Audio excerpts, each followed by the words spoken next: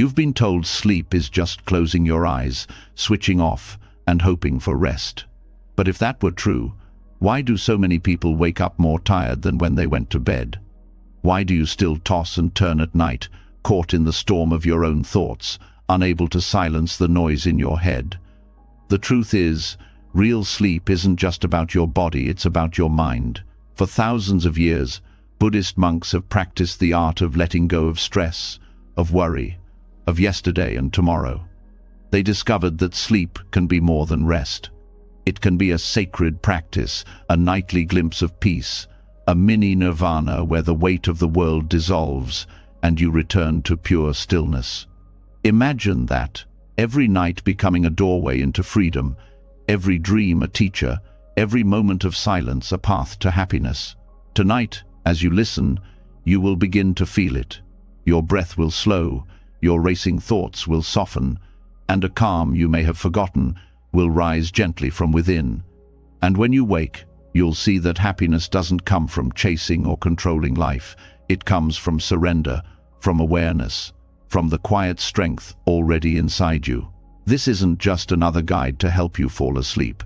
This is 3 hours of timeless Buddhist lessons, an inner journey to peace, clarity, and joy. A chance to rest deeply and to live lighter.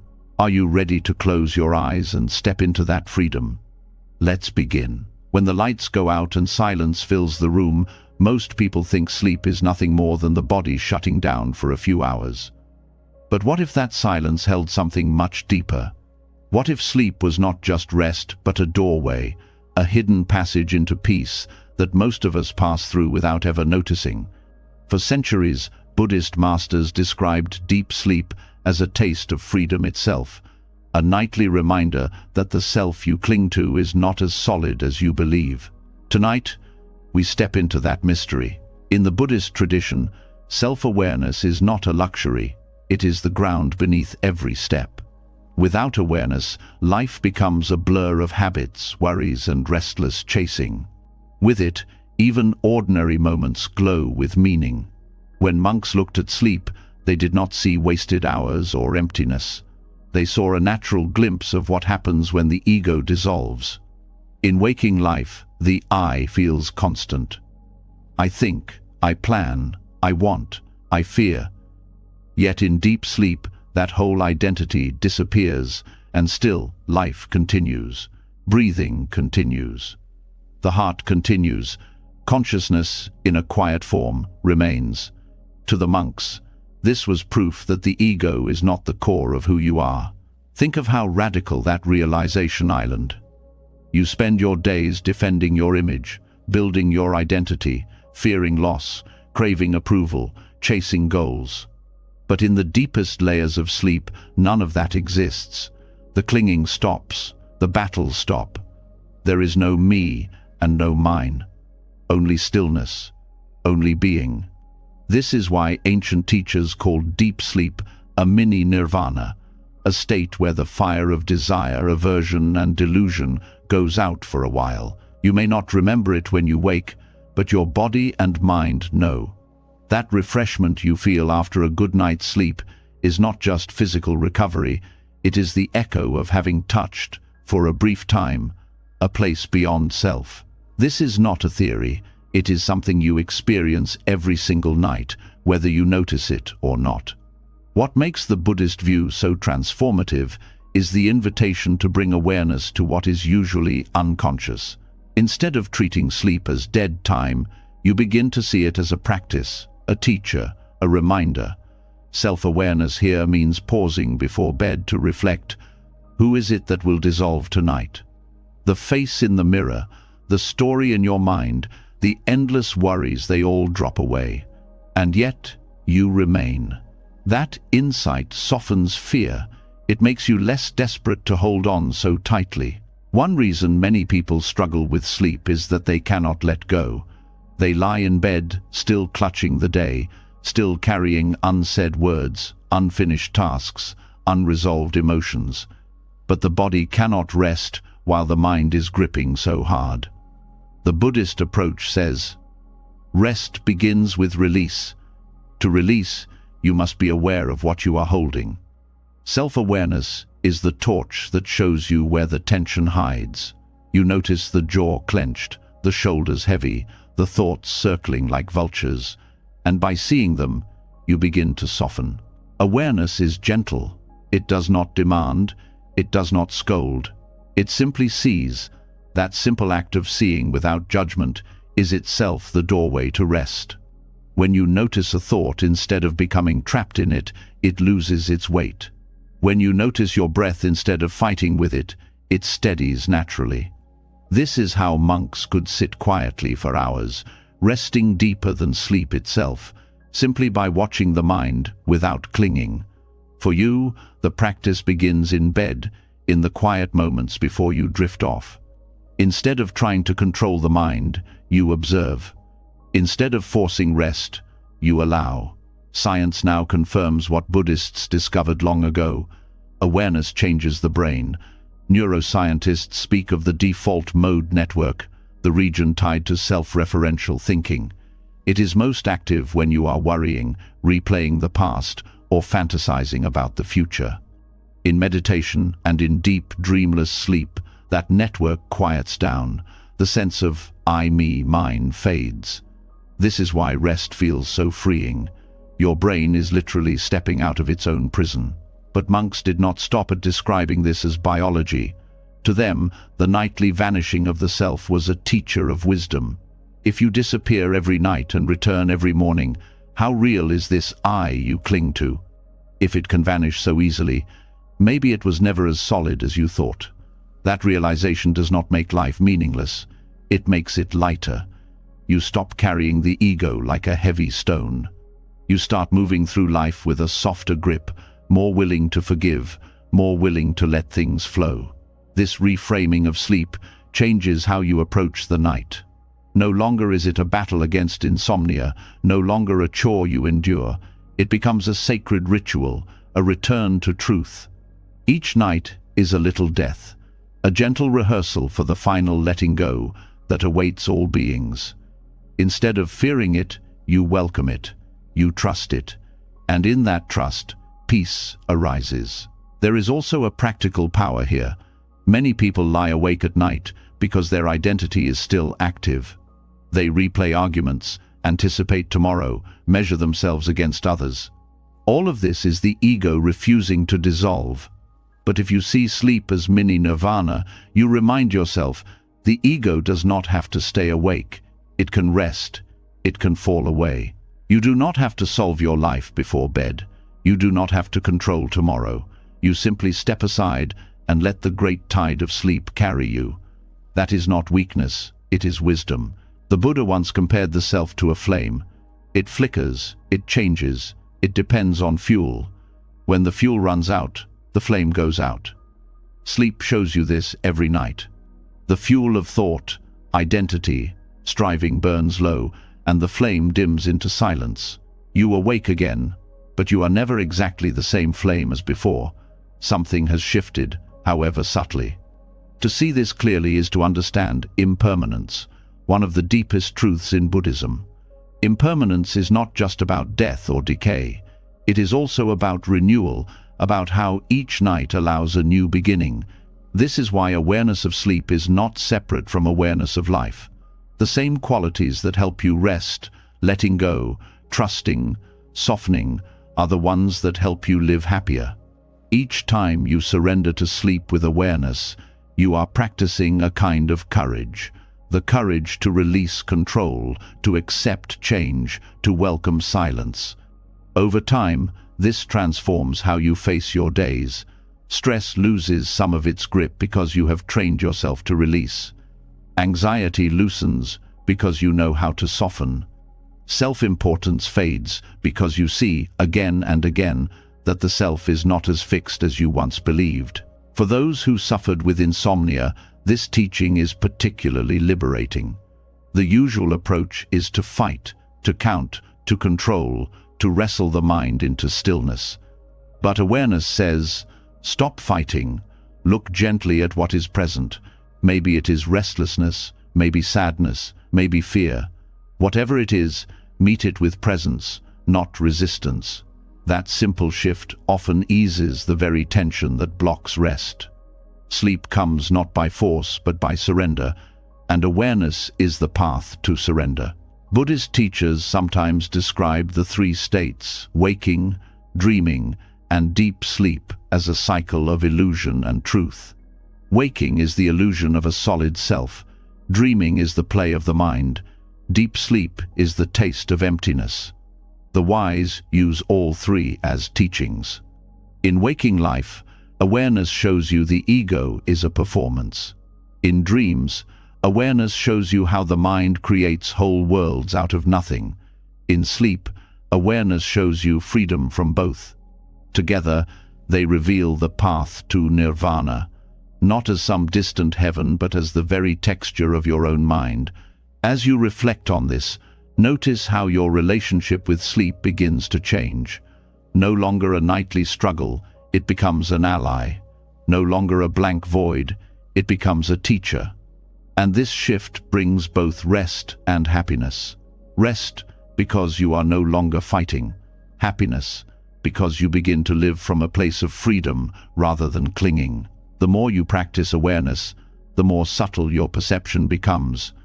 You start to notice how the mind resists sleep, how it clings to thought, how it fears silence. But instead of being trapped by these habits, you observe them like passing clouds. In this way, each night becomes a meditation, each dreamless interval a glimpse of liberation. Over time, the boundary between meditation and sleep dissolves, and both become expressions of the same truth. The self is not as fixed as you believe, and peace is closer than you think. This lesson is not about theories to memorize, but about experience to feel. Tonight, when you lay your head down, remember the self that worries, the self that fears, the self that clings, none of it survives deep sleep. And yet, something deeper continues. Rest in that, trust that. That is the foundation of awareness, the key to both sleep and happiness.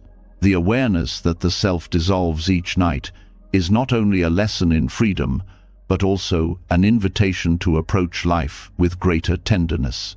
When you see how fragile the identity is, how it vanishes and reappears like a shadow at dawn, you begin to feel the weight of impermanence pressing gently on your heart.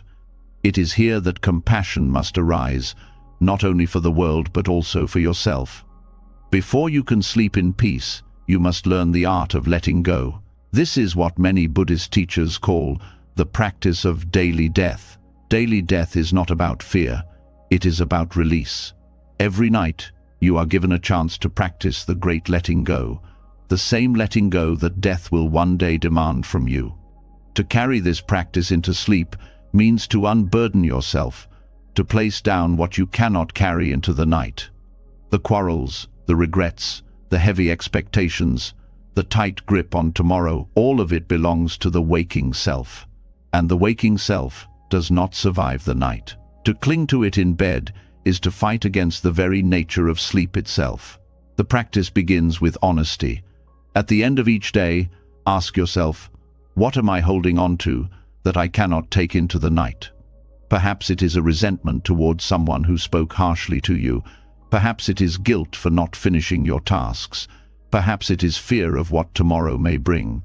These weights keep the mind restless.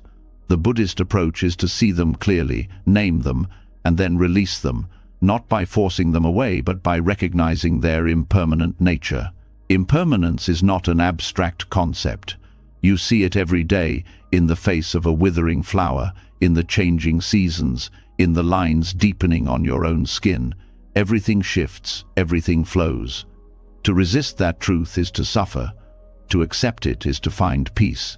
When you lay in bed, aware of impermanence, you remind yourself, this resentment will pass, this guilt will pass, this fear will pass. None of it can be held forever. Death will take it from you one day, but tonight you practice releasing it willingly. This practice transforms the very quality of sleep. Instead of lying in bed consumed by unresolved feelings, you create a ritual of closure.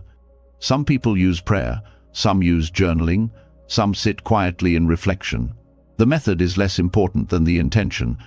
to meet the end of the day as if it were the end of a life, to look back with honesty, to acknowledge what has been done, to forgive what remains unfinished, and to rest in the knowledge that everything dissolves. Compassion begins here. Without compassion for yourself, letting go becomes harsh, almost like a punishment. But with compassion, you soften. You say to yourself, I did my best with the time and energy I had today. I am human, I am learning, and it is enough. This kindness is the ground from which release becomes possible. Without it, you cling to perfection, to the need to be more, do more, control more. But the self that enters sleep cannot carry those burdens. Self-compassion is what allows the hand to finally unclench. Buddhist teachers often encouraged reflection on death, not to create fear, but to create clarity. When you remember that your days are numbered, the petty worries shrink. That harsh comment from a colleague, that delayed payment, that undone chore, they lose their power. What remains is what matters: kindness, honesty, presence.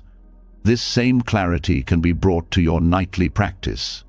Before sleep, remember, if this were the last time I close my eyes, what do I need to release? That question alone can clear the mind more deeply than hours of tossing and turning. There is also a practical wisdom in practicing daily death. Many people carry unresolved conversations in their minds. They replay words again and again, sharpening their own suffering. But when you see the day as finished, as gone forever, you no longer rehearse the past. You treat it as a story already ended. This frees the nervous system, which no longer has to brace for battles that are already over. The body rests when the mind stops pretending it can rewrite the past. Sleep, in this sense, is not just rest. It is forgiveness. Forgiveness of yourself for being imperfect, forgiveness of others for not meeting your expectations, forgiveness of life for not bending to your will. Every night is a chance to forgive, to loosen the knot of resentment that tightens throughout the day. Without this, sleep is shallow, troubled by dreams of conflict. With forgiveness, sleep becomes a surrender into peace. Compassion also means recognizing your own limits. So many people drive themselves with endless tasks, endless goals, as if life were a race to be completed. But when you view the night as a daily death, you see that every day must be complete in itself. The list will always remain unfinished. The work will always spill into tomorrow. To rest requires admitting this truth and treating yourself with kindness despite it. Instead of berating yourself for what was left undone, you give yourself permission to lay it down. In that act, compassion flows naturally. This practice of daily death also shifts your relationship with control. Much of your stress comes from trying to manage what is beyond you. You plan, you calculate, you imagine countless outcomes. But death shows you that all control is temporary. Each night, you rehearse this lesson. Control is an illusion.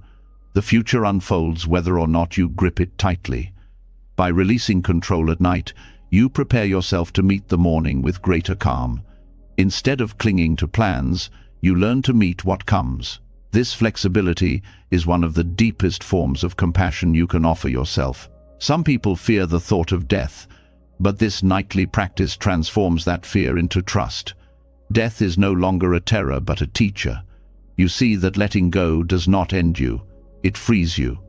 Each morning you rise renewed, lighter for having laid down your burdens. This rehearsal lessens the ultimate fear, so that when the final night comes, it is not a stranger but a familiar friend. The practice of daily death makes you more alive, more grateful, more awake to the present, because you no longer take tomorrow for granted.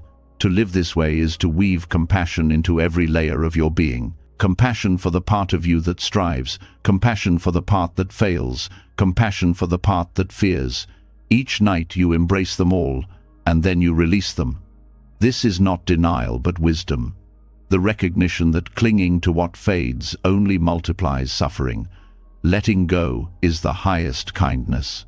Practical rituals can support this.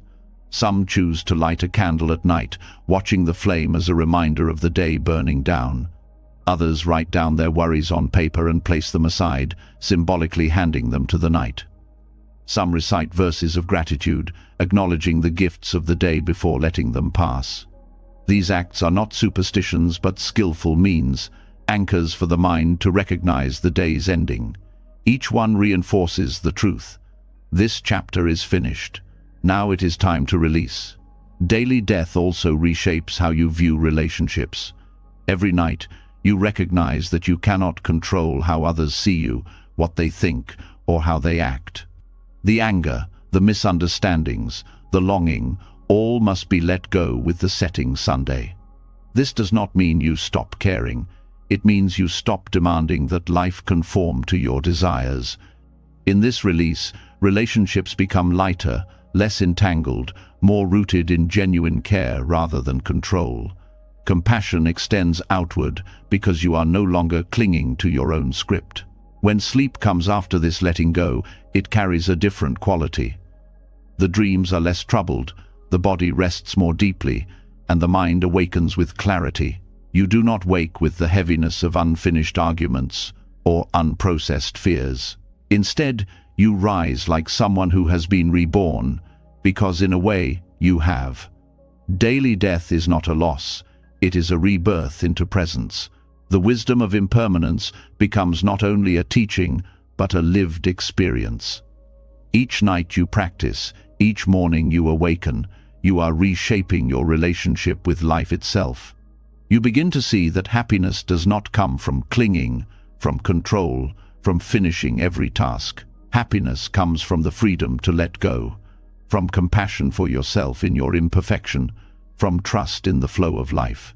This is why monks practiced reflection before bed, often chanting verses that reminded them of death. Not as a morbid ritual, but as a reminder to live fully, to release what no longer serves, to rest without regret.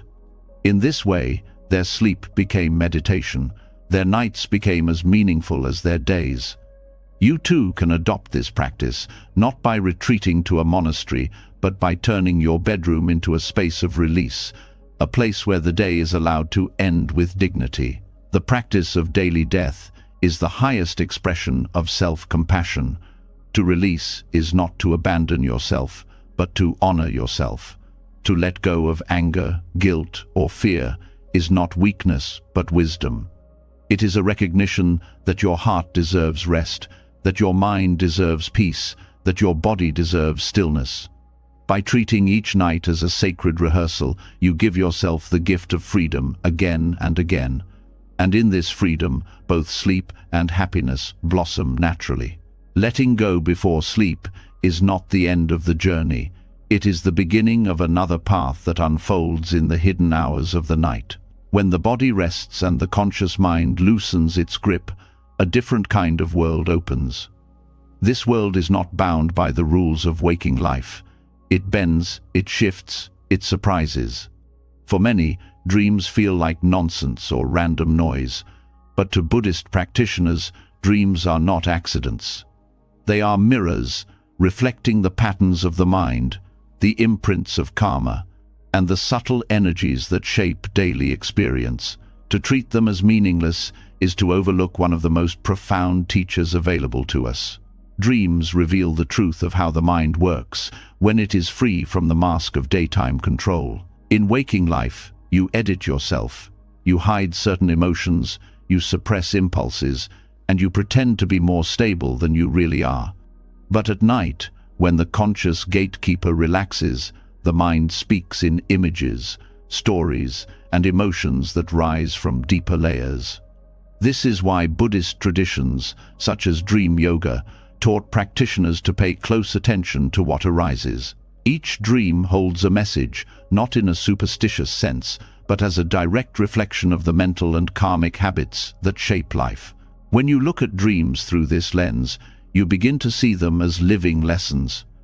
A dream of running from something can point to fears you deny in daylight. A dream of conflict may reveal unresolved anger. A dream of loss may expose attachments that weigh heavily on the heart. The images may be strange, but the emotions are precise. This is the Dharma of dreams. They show you what you most need to see, often in ways that bypass the intellect. In Buddhist teachings, karma is not fate. It is the momentum of past actions and choices. Every thought, word, and deed leaves an imprint, and these imprints ripple through the mind. Dreams are one way these imprints surface. If you have lived with kindness, your dreams often carry lightness. If you have been consumed by greed or fear, your dreams can become tangled, heavy, even nightmarish. In this way, dreams become feedback, showing you the shape of your karma in real time. To dismiss them is to throw away a mirror that could reveal how to grow. Dream yoga developed as a way to use this mirror consciously. Practitioners trained themselves to recognize that they were dreaming, a state now called lucid dreaming. But unlike modern lucid dreaming practices, the goal was not to control the dream or seek pleasure. The purpose was awareness. To see the dream as dream, to rest in the recognition that all experiences, whether waking or sleeping, are constructed by the mind. This insight cut directly to the heart of Buddhist wisdom. Everything is impermanent. Everything is empty of fixed identity. Everything arises and passes through causes and conditions. Dreams are the perfect teacher of this because they show you entire worlds built out of nothing but thought. Think of how a dream can feel completely real until the moment of waking. You can laugh, cry, sweat, or panic in response to something that has no physical reality. The body reacts as if it were real. Then you wake, and the illusion dissolves. But what about waking life? You take it as real, solid, undeniable. Yet from the perspective of Buddhist insight, waking life is another kind of dream. It feels real only because you are immersed in it, because the mind projects solidity onto the flow of changing conditions. In this way, dreams become a rehearsal for enlightenment. If you can see the dream as dream, perhaps you can also see waking life as dreamlike, impermanent, insubstantial, and free. The emotional content of dreams is also a direct training in mindfulness. A nightmare that floods you with fear can show you where fear hides in your daily life. A joyful dream can reveal what nourishes your heart. By reflecting on these experiences upon waking, you cultivate self-knowledge.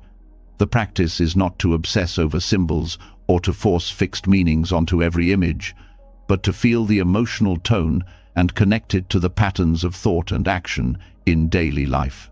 In this way, dreams become teachers of both wisdom and compassion. Compassion grows when you realize that the struggles in your dreams are often the same struggles others face in waking life. If you wake from a dream of fear, you know what fear feels like in its raw form. This helps you understand others who live with fear each day. If you wake from a dream of longing, you understand the ache of desire that drives so many choices. By recognizing these states within yourself, even in dreams, you expand your ability to connect with others without judgment. Dreams also reveal how much of your suffering is self-created. You can dream of being trapped in a room, terrified, until you wake and realize there was no prison at all. How many times in waking life do you feel trapped by circumstances, only to later see that much of it was your own mind's creation? Dream practice helps you catch this earlier. When you realize how easily the mind can construct entire worlds, you become less attached to the solidity of your waking troubles. This does not mean dismissing them, but meeting them with a lighter heart. Some Buddhist texts describe dreams as the play of consciousness when freed from the senses. During the day, the mind is tied to sight, sound, taste, touch, and smell. At night, these inputs are silent, and the mind turns inward. What arises then are the deeper imprints of thought and karma. By paying attention, you begin to map the hidden architecture of your mind. You see which habits are strong, which desires return again and again, which fears never rest. This awareness is not meant to depress you, but to guide you. It shows you where to place your practice, where to cultivate compassion, where to let go. There is a discipline in approaching dreams this way. Upon waking, instead of rushing into your day, you pause. You reflect on what the night revealed. You notice not only the story but the feeling it left behind. Did you wake with a sense of peace or agitation? Did the dream expose an attachment you were unaware of? Did it reveal kindness, cruelty, or confusion? Each observation is a lesson. In this way, your sleep becomes as much a part of practice as meditation or study. Even nightmares, often dismissed as disturbances, are teachers. They show you what the mind resists. They bring shadow material into the open. Instead of fearing them, you can learn to meet them with compassion. If you are chased in a dream, perhaps in waking life you are running from a truth within yourself. If you lose something precious in a dream, perhaps you are clinging too tightly in life. Meeting these lessons with curiosity instead of fear transforms nightmares into guides. Over time, this approach to dreams reshapes how you see reality itself. You stop dividing life into useful and useless, real and unreal. You begin to see that everything waking or dreaming is a display of mind, an opportunity for awareness. This dissolves the boundary between night and day. Sleep is no longer just a break from living, but an extension of the path. Dreams are not interruptions, but instructions. The practice of dream awareness also strengthens mindfulness in waking hours. If you can train yourself to recognize the dream state, you sharpen the skill of noticing thoughts and emotions as they arise in daily life. The moment you see, this is only a thought, you gain freedom. Just as recognizing a dream as dream frees you from its grip, recognizing a thought as thought frees you from unnecessary suffering. This is the bridge dream yoga offers, from nighttime awareness to daytime liberation. Dreams also serve as a reminder of the mystery of consciousness itself. Despite centuries of study, no scientist or philosopher can fully explain why dreams arise or why consciousness persists at all. In Buddhist thought, this mystery is not a problem to be solved, but a wonder to be embraced. Each dream is a glimpse into the boundless creativity of mind, the endless ways it can weave worlds. By contemplating this, you cultivate awe, humility, and respect for the depth of your own being. By treating dreams as Dharma teachers, you begin to live with greater curiosity, patience, and openness. You no longer dismiss parts of yourself as meaningless or broken. You see that even in the strangest dream, the mind is showing you something about its own nature. And through this recognition, you strengthen the qualities of awareness and compassion that Buddhism holds at its core. The night, once overlooked, becomes rich with guidance. Each dream, whether tender or terrifying, becomes a teaching. Each awakening in the dark becomes a chance to deepen mindfulness. With this practice, sleep is no longer just recovery, but revelation. And happiness arises naturally, not from controlling life, but from understanding it at every level, awake, asleep, and beyond. Dreams reveal how the mind creates worlds, but what often follows those insights is the struggle to fall back asleep. Many people experience it. The body feels heavy, the room is quiet, yet rest refuses to come.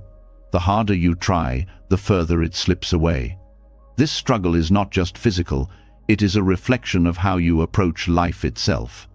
In Buddhism, this restless pushing is called striving, and it is one of the most subtle forms of suffering. To rest fully, you must learn the art of non-striving. Non-striving does not mean laziness or indifference. It is a way of being where effort flows naturally, without force, without the heavy hand of control. Zen calls it Wu Wei, effortless effort. It is the paradox that when you stop trying so hard, what you wanted begins to happen. Sleep is the perfect example. The more you demand it, the more the mind tightens. The more the mind tightens, the less rest arrives. But when you let go, when you stop making sleep a battle, the body finds its natural rhythm. This principle runs deeper than bedtime. It exposes how often you live by pushing, clenching, forcing outcomes. You try to control your day, control others, control your emotions, and this same control follows you to bed. Yet rest is the one place where control is impossible. Sleep cannot be commanded. It comes when conditions are right. The wisdom of non-striving teaches that peace comes not from fighting harder, but from loosening the grip. Think of how breath works. If you try to breathe perfectly, controlling every inhale and exhale, the breath becomes shallow and unnatural. But when you release control, the body breathes with ease, deeper than effort can reach. Sleep is like that. It arrives when you step out of the way. The mind, however, does not like stepping aside. It believes that effort is always the answer, that pushing harder is the path to results. Buddhism shows the opposite. Clinging creates suffering, and letting go creates space. Insomnia often comes from this trap. The mind says, "I must sleep now, I need rest for tomorrow." And the demand itself creates agitation. The harder you try, the more alert you become. This is the cycle of striving. Effort fuels resistance, resistance fuels effort. The way out is not more control, but surrender. In Buddhism, surrender is not weakness, it is wisdom. It is knowing when to release control and allow nature to take its course. Wu-wei is often misunderstood as doing nothing, but it is better described as acting in harmony with the flow of conditions. A tree does not strain to grow. It grows because the soil, sun, and water support it. Sleep works the same way. If the body is nourished, the mind softened, and the heart released, rest appears. The effort is not in forcing sleep, but in preparing the conditions gently and then allowing. This is effortless effort, creating the ground, then letting go. The paradox of non-striving is that it requires awareness. You must see the impulse to force and recognize it for what it is, another form of clinging. Most people lie in bed, unaware of how tense they are, unaware of the inner voice demanding control. With awareness, you notice the jaw tightening, the breath speeding, the shoulders resisting. In that noticing, you relax. This is how mindfulness bridges to rest, by exposing the striving hidden in the body and mind. The art of non-striving also teaches humility. You realize that you are not the master of every process. The heart beats, the lungs breathe, the cells repair, all without your control. Sleep is part of this same mystery. It is the body's wisdom, not the mind's achievement. To recognize this is to bow to life itself, to trust the intelligence that sustains you. This trust is the soil of peace. There is a reason why monks emphasize effortlessness. They knew that striving extends beyond sleep into the search for enlightenment. People who grasp at awakening with desperation often entangle themselves further. The path unfolds when striving eases, when awareness and compassion replace control. Sleep, then, becomes a nightly lesson in this truth. Each time you release striving, you rehearse the wisdom of the path. Non-striving can be practiced in small ways before bed. You can sit quietly, not to force calmness, but simply to notice what is present. Thoughts may rise, feelings may come, and instead of trying to fix them, you watch. The mind begins to settle not because you demanded it, but because you stopped feeding it with resistance. This approach can extend to how you lie down. Instead of commanding sleep, you allow the body to sink, the breath to move naturally, the thoughts to drift without judgment. Slowly, rest comes on its own. There is also a deep link between striving and fear. When you try too hard to sleep, it is often because you fear tomorrow, fear exhaustion, fear failure. The mind transforms rest into a battlefield. But when you release striving, you also release fear. You remind yourself, even without perfect sleep, I will manage. Even without control, life continues. This softens the urgency, and in softening, sleep arrives. Non-striving also reshapes how you measure success. Many people treat rest like another achievement, another goal to master. But when you live this way, even sleep becomes stressful. The art of effortless effort shifts the frame. Rest is not an accomplishment, but a return to balance. You do not earn it, you allow it. This gentle reframing reduces pressure and opens space for true rest. Zen often uses metaphors of nature to explain this. Water flows effortlessly around rocks. It does not push, it does not resist. Bamboo bends in the storm and rises again when the wind passes. These images remind you that softness can be stronger than force. To sleep well, you must become like water, flowing instead of fighting. You must become like bamboo, yielding instead of breaking. This is the wisdom of non-striving. Over time, practicing effortless effort in sleep influences waking life. You notice how often you force conversations, force outcomes, force yourself into exhaustion. You begin to loosen in daily life, trusting that many things resolve when given space. This shift brings not only better rest, but deeper happiness. Life feels less like a war and more like a dance. Non-striving is also an antidote to perfectionism. The belief that you must perform even in rest, that you must sleep flawlessly, is another chain. To break it, you accept imperfection. Some nights will be restless, some sleep will be shallow, and that is part of the human condition. By embracing imperfection, you free yourself from the anxiety that blocks rest. Ironically, in accepting less, you often receive more. There is also a spiritual depth in non-striving. By surrendering the need to control, you align with the deeper rhythms of existence. You see that life unfolds beyond your command, and in that recognition, a profound peace arises. Sleep becomes more than rest. It becomes communion with the mystery that sustains all things. When you lie awake, struggling, remember this teaching. The very act of struggling is the barrier. The cure is not to try harder, but to soften. The art of non-striving is to meet rest as a guest, not a prize. You prepare a place, you open the door, and then you wait with patience. Sleep will arrive in its own time, as it always has. In this gentle way, you transform insomnia into insight, restlessness into release, and sleep into a nightly practice of wisdom. The practice of non-striving opens the door to rest by loosening the grip of control. Yet there is another doorway, subtle and often overlooked, that arises from the body itself. Long before the mind decides it is time to sleep, the body sends gentle signals. One of the clearest of these signals is the yawn. Most people dismiss it as nothing more than fatigue or boredom, but in Buddhist practice, yawning can be understood as an invitation, a sacred reminder that the body knows when it is ready to surrender. When treated with awareness, even the simplest act like yawning becomes a meditation, a moment of connection with the wisdom of the body. Yawning is often ridiculed, hidden behind hands, stifled in meetings, or seen as impolite. Yet in truth it is one of the most honest expressions of human nature. The body stretches open, the breath deepens, and the nervous system signals a shift. In the Buddhist view, every natural movement of the body can be a teacher if you are willing to pay attention.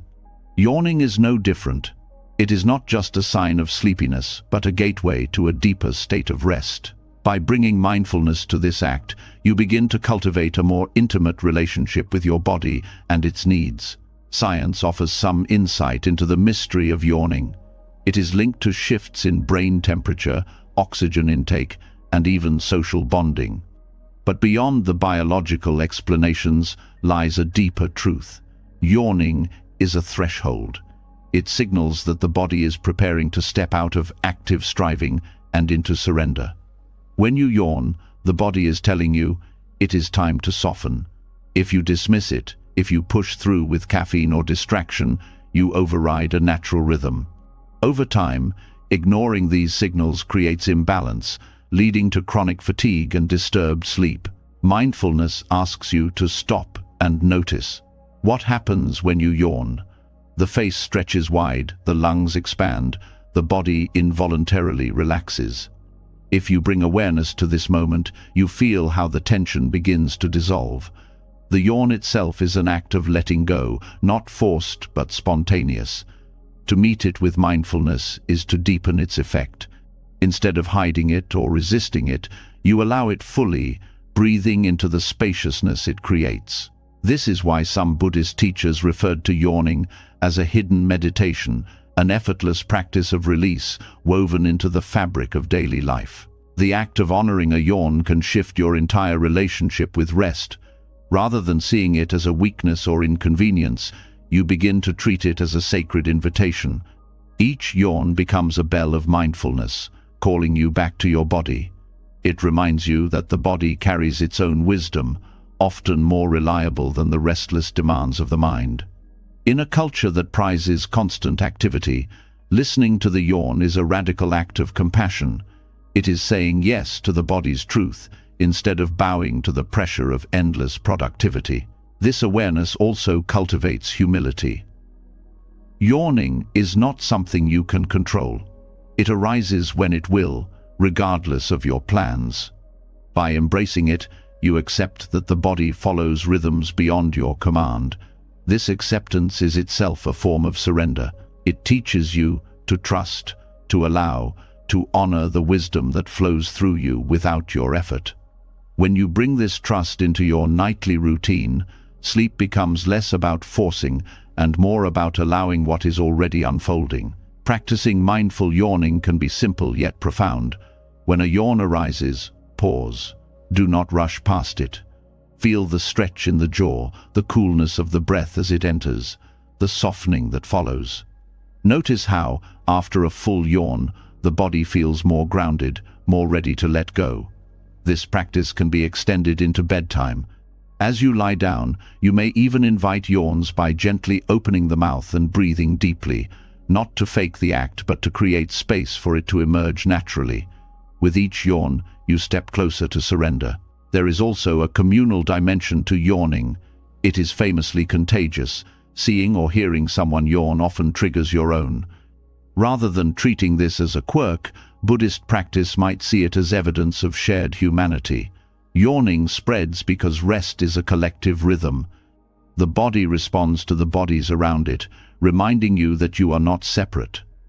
To practice mindful yawning is to remember that your rest too is part of a greater web. You breathe not only for yourself, but in harmony with life around you. Yawning also reflects the principle of impermanence. Each yawn arises suddenly, expands fully, and dissolves without effort. In this way, it is like a miniature cycle of life and death. By noticing it, you train yourself to observe how all experiences arise and pass. This prepares the mind for sleep, which itself is a nightly rehearsal of impermanence. Honoring a yawn, then, is not trivial. It is an act of training the mind to release gracefully. Children naturally know this. They do not hide their yawns or suppress them. They let them unfold with total presence, sometimes even laughing afterward. Adults lose this innocence, replacing it with shame or suppression. Returning to mindful yawning is like returning to that childlike wisdom, trusting the body's signals without judgment. It is a return to honesty, to simplicity, to compassion for your own limits. There is also a subtle, energetic quality to yawning.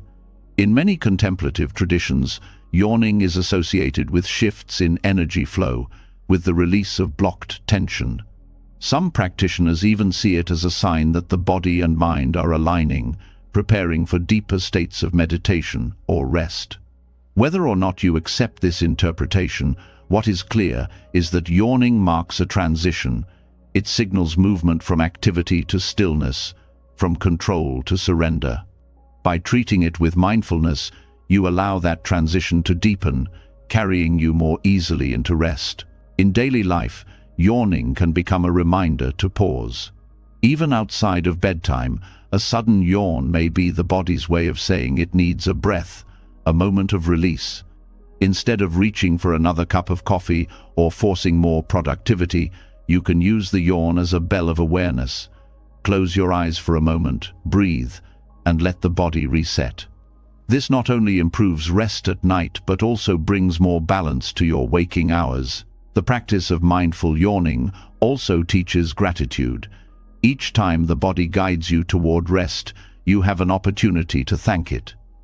Gratitude turns even the smallest gesture into a gift. To thank the body for yawning is to recognize its wisdom, its care for you, It's constant work to keep you balanced. Gratitude softens resistance and deepens the sense of compassion that is central to Buddhist practice. When approached with mindfulness, yawning ceases to be ordinary. It becomes extraordinary in its simplicity, a gateway hidden in plain sight, offering you a chance to align with the natural rhythms of life. By honoring it, you honor yourself. By following it, you move closer to the rest you seek.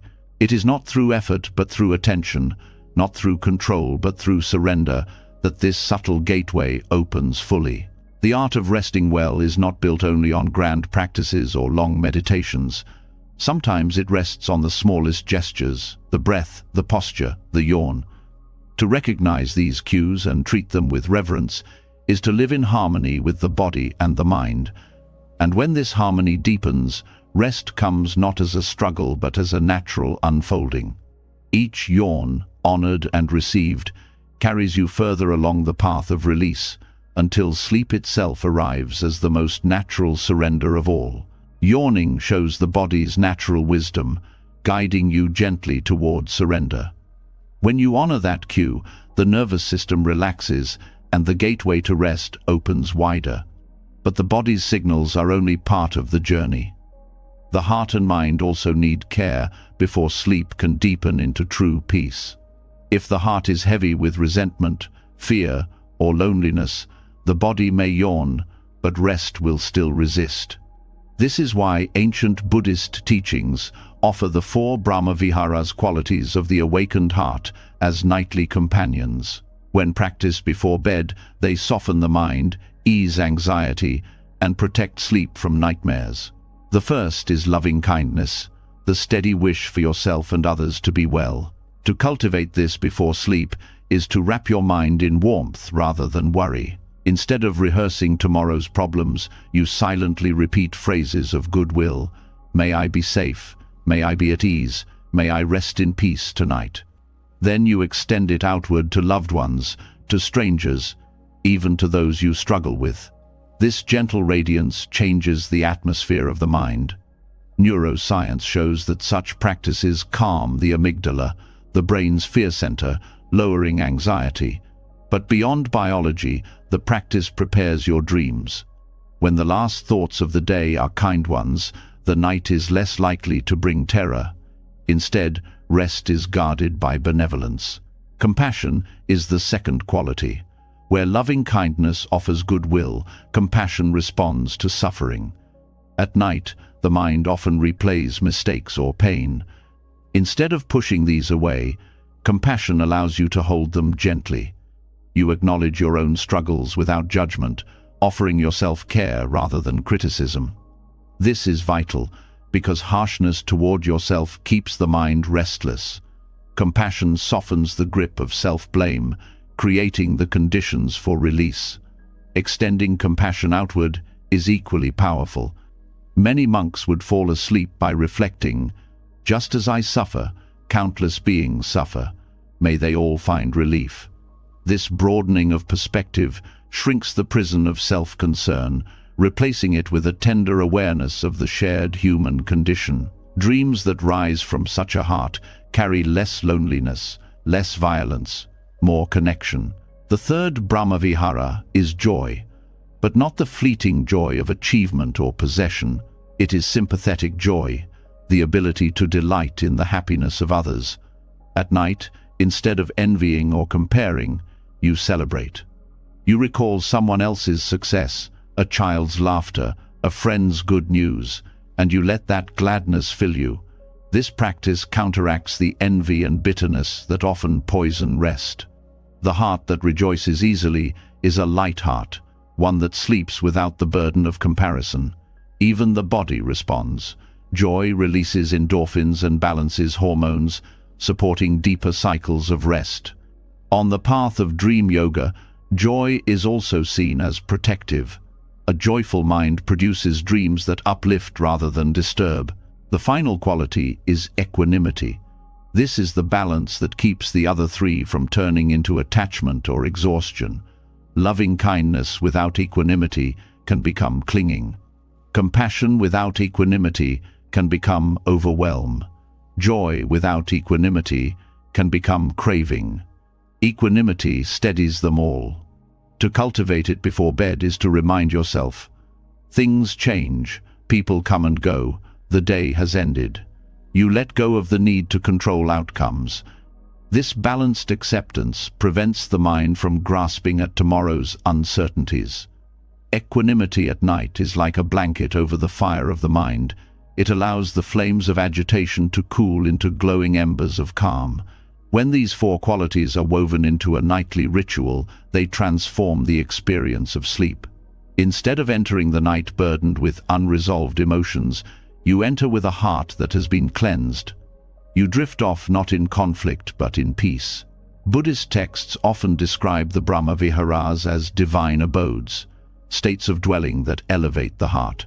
To fall asleep in such an abode is to rest in heaven, even while still alive. Nightmares are less likely because the mind is not seeded with violence or fear. Anxiety lessens because equanimity tempers desire and worry. The heart rests easier when it has been bathed in kindness. Practicing these meditations does not require hours. Just a few minutes of reflection is enough to shift the inner landscape. Some people repeat traditional phrases. Others visualize offering light or warmth to others. Some simply breathe and let these qualities arise naturally. The method matters less than the sincerity. What matters is that the final impressions of the day are wholesome, not tangled. In Buddhism, the state of mind at the moment of sleep influences the state of dreams. By practicing the Brahma Viharas, you shape your dreams toward clarity and compassion. There is also a karmic dimension. Each night is not only a preparation for rest, but also for tomorrow's life. By planting seeds of kindness, compassion, joy, and equanimity at night, you nourish tendencies that blossom during the day. This continuity deepens practice. The heart trained at night is more resilient in daylight. Sleep and waking life begin to support each other in a cycle of peace. These meditations also strengthen the bond between self-compassion and compassion for others. If you practice only kindness toward others but neglect yourself, rest will remain shallow. If you care only for yourself but close your heart to others, rest will be restless. The Brahmaviharas balance both directions. They teach that care must flow in all directions, inward and outward, without discrimination. This balance is especially healing at night, when the boundaries of self loosen. To fall asleep with a heart that embraces both self and world is to rest in wholeness. In modern life, where anxiety and insomnia are common, this practice is revolutionary. Instead of fighting sleep with medication or distraction, you transform the cause, the state of the heart. Ancient monks knew that the mind's last impression before sleep carries immense weight. They deliberately ended the day with these meditations, ensuring that the night carried the fragrance of peace. This is not superstition, but psychology at its deepest. What you feed your heart becomes the climate of your rest. When nightmares do arise, the Brahma Viharas offer tools for response. Waking from fear, you can extend compassion to yourself, calming the heart. You can send kindness to the figures in the dream, seeing them as aspects of your own mind. You can rejoice in the simple fact of awakening that the terror has passed. And you can steady yourself with equanimity, remembering that dreams are transient and empty. In this way, even nightmares become part of the practice, transformed into opportunities for the awakened heart. The beauty of this teaching is its accessibility. Anyone can practice it. You do not need advanced training or years of meditation experience. You need only sincerity and attention. Each night, as you prepare for bed, instead of scrolling through screens or worrying over tomorrow, you pause, you turn inward, you open the heart, and you rest in these four divine qualities. Over time, this becomes as natural as brushing your teeth. Sleep is no longer only physical repair, but also spiritual nourishment. In this way, the Brahma Viharas reveal themselves as more than meditations. They are medicines. Medicines for the restless mind, for the anxious heart, for the soul burdened by conflict. To end the day with them is to close the book of the day with grace, leaving no unfinished sentences. You enter sleep with a clear heart, and in that clarity, rest blossoms. Through loving kindness, you bathe the night in warmth. Through compassion, you soothe the wounds of the day. Through joy, you open to delight even in darkness. Through equanimity, you release control and surrender to peace. Together, they form a ritual that transforms sleep from a struggle into a sanctuary. And when you awaken, it is not only with a rested body, but with a heart renewed, ready to meet the world with the same qualities you carried into the night. When the heart has been softened by kindness, compassion, joy, and balance, sleep becomes lighter and dreams less troubled. Yet even with the purest intentions, there will be nights when rest does not come. The body turns, the mind circles, and the clock seems louder with every passing minute. Many people grow angry or fearful in these hours, thinking something is wrong with them, believing that wakefulness at night is a failure. But Buddhism offers another path. Instead of fighting wakefulness, you can transform it. Nighttime restlessness does not need to be an enemy. It can become a teacher. And one of the most direct ways to do this is through mindful walking. Walking meditation is one of the simplest yet most profound practices in Buddhism. Unlike seated meditation, which focuses on stillness, walking meditation uses movement as its anchor. Each step becomes a breath, each stride a chance to come home to the present. For someone restless at night, this practice is especially healing. The body that resists stillness often welcomes gentle movement. By walking mindfully, you soothe both muscles and mind, turning sleeplessness into an opportunity for awareness. The first step is to reframe restlessness. Instead of labeling it insomnia or a problem, see it as energy that needs to be guided. In Buddhist thought, suffering arises not from what happens, but from the resistance to what happens. When you fight wakefulness, you add a second layer of pain, anger, anxiety, frustration. When you accept it and choose to walk with it, the tension begins to dissolve. The practice is not about forcing sleep, but about using wakefulness as a chance to deepen mindfulness. To practice walking meditation at night, you do not need a large space. A hallway, a small room, even a few steps back and forth are enough. The key is attention. You place one foot on the ground with awareness, feeling the contact, the weight, the shift of balance, then the next. Breath flows naturally with each step. The mind anchors itself in the rhythm of movement. What was once a prison of tossing and turning becomes a sanctuary of gentle motion. There is a natural calming effect in this practice. Movement helps release the physical tension that often builds during restless nights. Muscles soften, the breath deepens, and the nervous system shifts from alertness to ease. But beyond biology, the practice carries spiritual depth. Each step becomes a symbol of letting go of expectation, of control, of the demand for sleep. You simply walk, aware, alive in the present moment. Some Buddhist teachers describe walking meditation as planting seeds with your feet. Each step lays down the intention of peace, of patience, of compassion. At night, when the world is quiet, this intention feels especially powerful.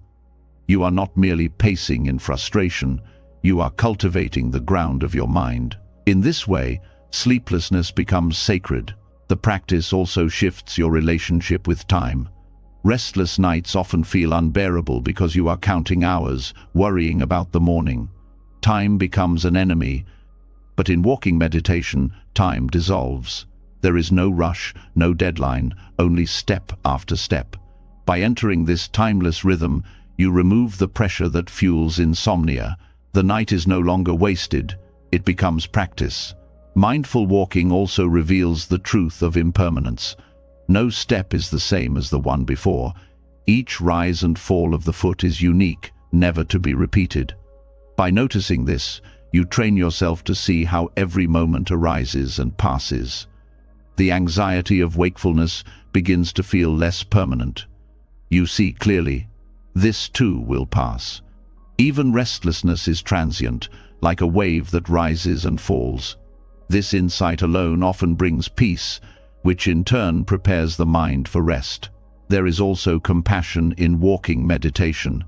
As you walk, you can silently extend wishes for peace not only for yourself, but for others who are also awake in the night.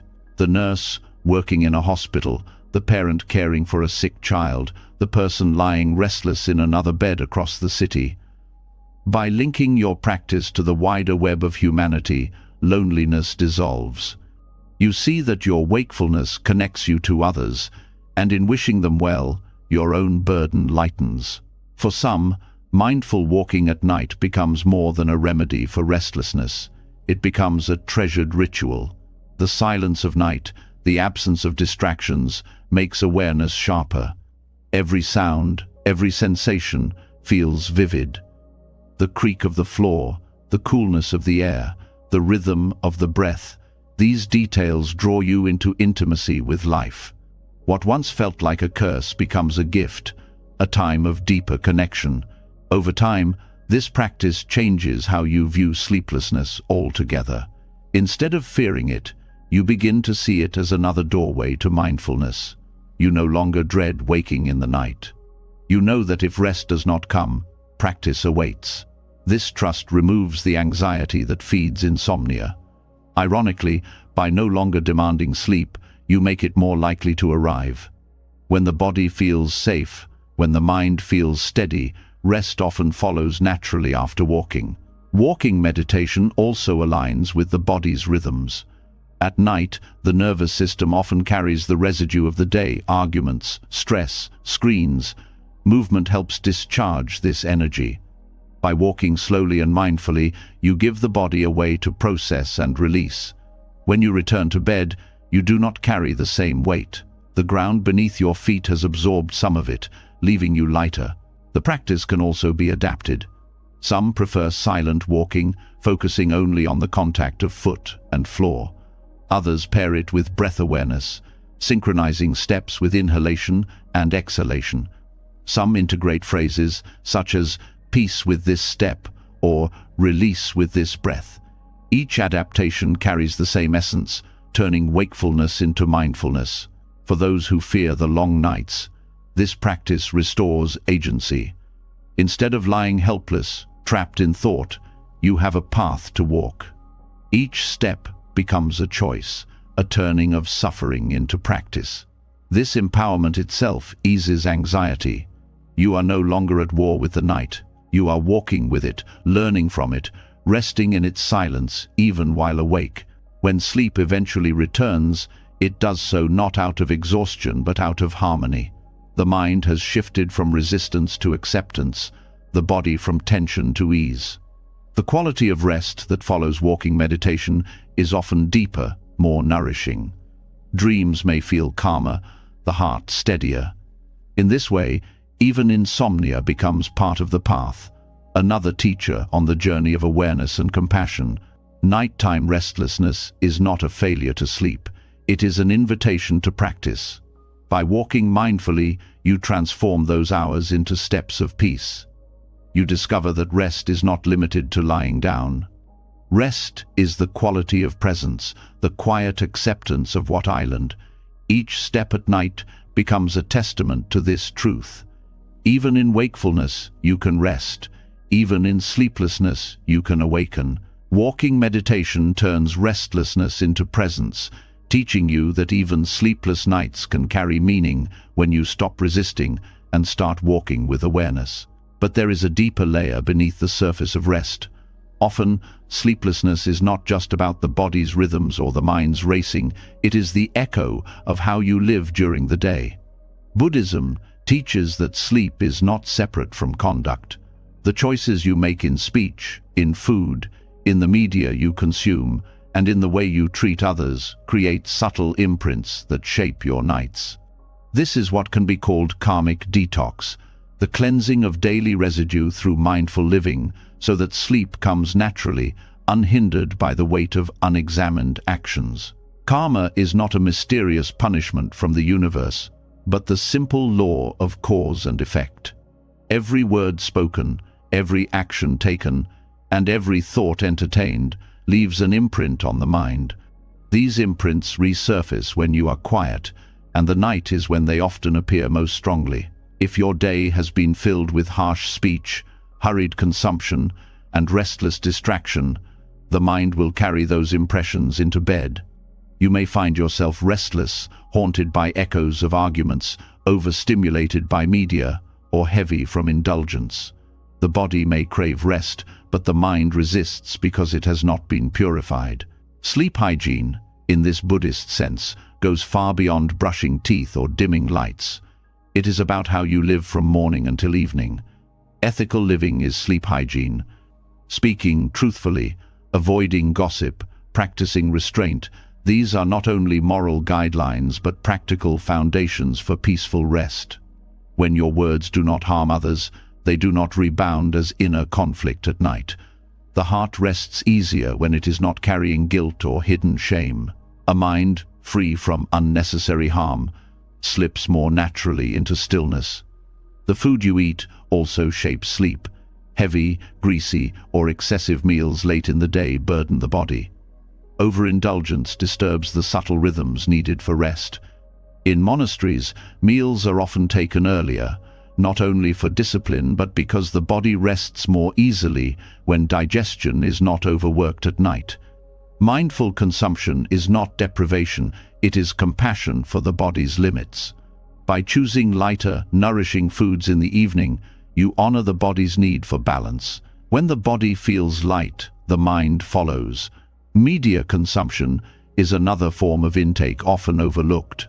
What you watch, read, and listen to leaves impressions as surely as food does.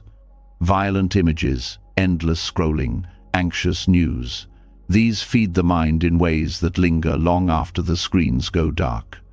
When you try to sleep, the echoes replay as restless thoughts or unsettling dreams. Buddhist discipline emphasizes guarding the senses, not to withdraw from life, but to protect the clarity of the mind. By choosing what you consume with care, you detoxify the heart. Just as you would not drink poison before bed, you can learn not to feed your mind with toxins that disturb rest. This karmic detox is not about perfection, but about awareness. The question is not whether you have consumed too much or spoken harshly, but whether you recognize the effects. Awareness allows adjustment.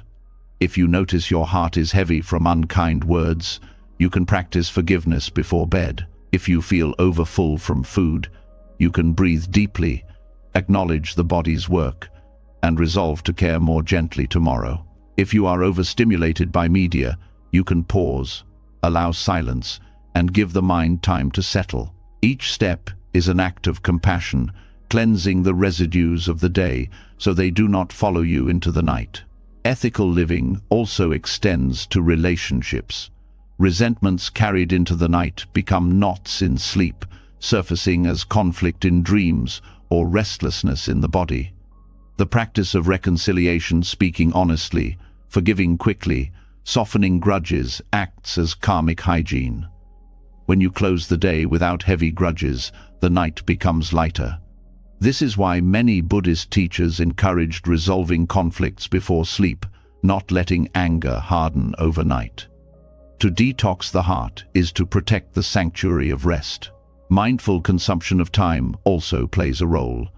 Filling the day with endless activity, never allowing pauses, creates a residue of restlessness that surfaces when you finally lie down. The nervous system, overstimulated, cannot simply switch off. By balancing activity with moments of stillness throughout the day, you prevent the buildup of this agitation. Walking slowly, breathing consciously, taking pauses, these small acts accumulate into a calmer night. Rest is not something you achieve only at bedtime. It is woven into the way you live each hour. There is a karmic link between compassion and sleep. When you act with kindness, when you live with integrity, the mind trusts itself. It does not need to replay conversations or question motives. This trust is the bedrock of rest. Conversely, when your actions are harmful or careless, the mind resists sleep. It circles, reviews, defends itself, trying to justify or erase what was done. This agitation is not punishment. It is the natural consequence of inner conflict. Ethical living clears the mind's conscience, creating space for stillness to settle naturally. Buddhist monastic codes highlight this connection. Monks and nuns keep strict precepts not only for spiritual progress, but also because a disciplined life produces peace. Simplicity in possessions, moderation in eating, honesty in speech, these create a lightness of being that supports deep rest. The same applies in ordinary life. Simplicity, moderation, and honesty are not lofty ideals, but practical ways to prepare the body and mind for sleep each night. The practice of karmic detox before bed can be structured as a gentle ritual. Reflect on the day's actions, acknowledge where you spoke with care and where you failed. Offer forgiveness to yourself and others. Review what you consumed, physically and mentally, and resolve to nourish yourself more wisely tomorrow. Let gratitude arise for the good that was done. In this way, you cleanse the heart. The mind, no longer carrying the heavy residue of the day, enters sleep with ease. There is also a subtle teaching here. Sleep itself can be viewed as a karmic mirror. If your nights are restless, they may be reflecting unexamined habits. If your dreams are agitated, they may be pointing to unresolved tensions. By listening to these reflections, you can adjust your conduct. Sleep then becomes not only a place of rest, but a form of feedback. It shows you how aligned or misaligned your daily actions are with the principles of balance and compassion. Over time, practicing karmic detox transforms the entire cycle of living and resting. Days become lighter because you are more aware of what you say, do, and consume. Nights become deeper because the heart is unburdened. This balance reinforces itself. Ethical living leads to peaceful sleep. Peaceful sleep strengthens ethical living. The cycle becomes one of healing rather than harm. To live mindfully is to rest mindfully. Each choice, each word, each intake is a seed planted in the soil of the mind. At night, those seeds sprout as dreams, emotions, or silence.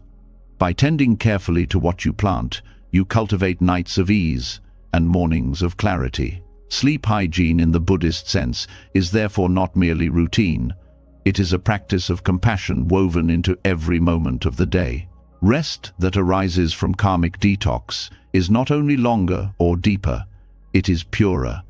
The mind does not toss with guilt, the body does not resist with heaviness, the heart does not ache with unhealed wounds. Sleep becomes a sanctuary, a true refuge, because it is supported by the integrity of your waking life. In this way, each night is not a break from living, but the fruit of how you live. And when you wake, renewed, the cycle continues with clarity, carrying you forward into another day of mindful choices and compassionate presence. Cleansing your actions, words, and choices during the day clears the mind and prepares the heart for rest at night. Yet even with an unburdened conscience, the body sometimes carries hidden tension. Muscles tighten, the nervous system remains alert, and the mind, though calm, does not fully release. This is where breath becomes the bridge. In Buddhist practice, the breath is more than oxygen exchange. It is the rhythm of life itself, a thread connecting body, mind, and awareness. By shaping this rhythm with care, you can guide the nervous system into tranquility and open the body to serene sleep.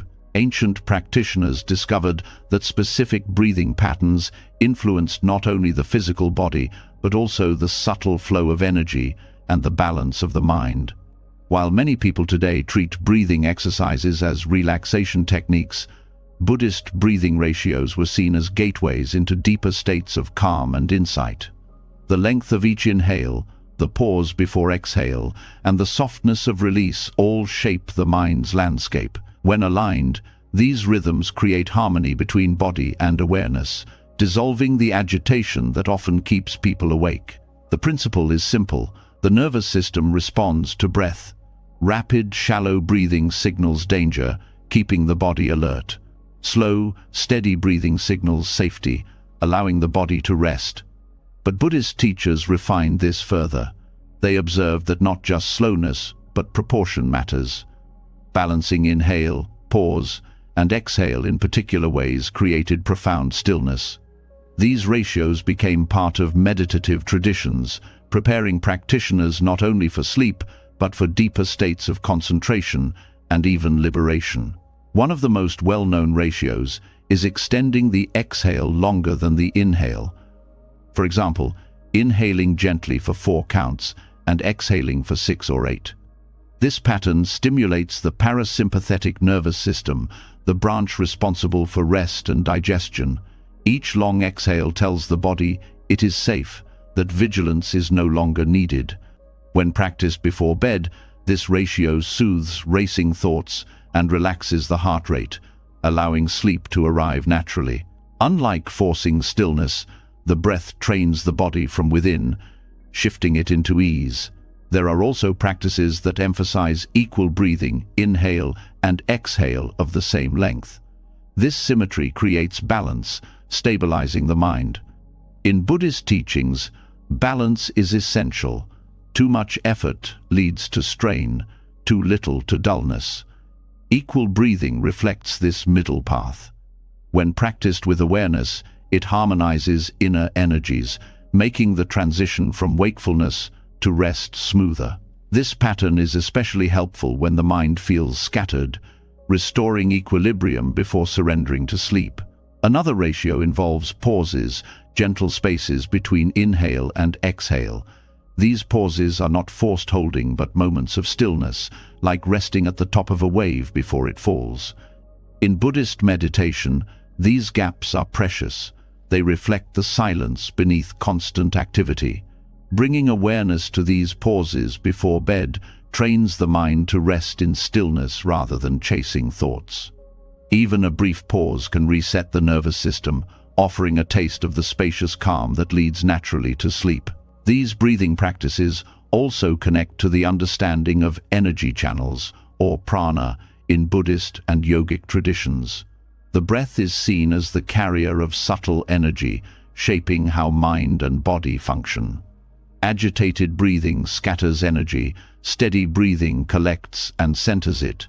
At night, this centering is crucial. Without it, dreams become restless, sleep becomes shallow, and the body wakes unrefreshed. With mindful breathing ratios, energy aligns, supporting not only sleep but also clarity upon waking. The practice is not mechanical counting but mindful attention. Numbers can guide you, but the essence is awareness of the breath's quality. Is it rough or smooth, shallow or deep, restless or steady? By noticing and gently shaping the rhythm, you train the mind to soften and the body to follow. Over time, the ratios become natural. The body remembers them, slipping into calm without effort. This is why monks emphasize daily breathing practice, not as an isolated exercise, but as a lifelong habit of aligning breath and awareness. The effects of these breathing ratios extend beyond the night. Practicing them regularly conditions the nervous system to remain calmer throughout the day. Anxiety lessens, emotional reactivity decreases, and resilience strengthens. Sleep then becomes part of a greater cycle. Calm days support restful nights. Restful nights support calm days. This continuity reflects the Buddhist insight that there is no separation between moments. Each breath carries the seed of the next. Breathing ratios also carry symbolic depth. Inhaling represents receiving life. Exhaling represents letting go. By lengthening the exhale, you practice release of control, of tension, of clinging. Each breath becomes a rehearsal of impermanence, teaching you that holding is temporary and release is natural. This lesson, practiced night after night, shapes not only sleep, but the way you meet life. You become more willing to let go of worries, conflicts, and desires, because your very breath has trained you in release. Some practitioners combine breathing with visualization. With each inhale, they sense peace entering. With each exhale, they release heaviness or agitation. This layering of awareness deepens the effect, transforming the act into meditation. At night, this can be especially potent. As the mind weaves images easily in the dark, pairing breath with wholesome imagery cleanses the subconscious, preparing the ground for gentle dreams. What makes these ancient breathing practices powerful is their accessibility. They require no tools, no environment, only awareness. Whether lying in bed, sitting quietly, or even standing in a dim room, you can begin. A few minutes of balanced breath shifts the entire climate of the mind. Unlike forceful efforts to sleep, which increase tension, these practices dissolve effort. They embody the principle of wu-wei rest, arising from alignment, not control. There is also humility in working with breath. You realize that life itself is carried by something so simple, so constant, yet so overlooked. Each breath is both fragile and sustaining, a reminder of impermanence and continuity. By honoring it before sleep, you turn the most ordinary act into sacred practice. This reverence transforms the night. Instead of collapsing into exhaustion, you enter sleep consciously, carried by rhythms that connect you to centuries of practice.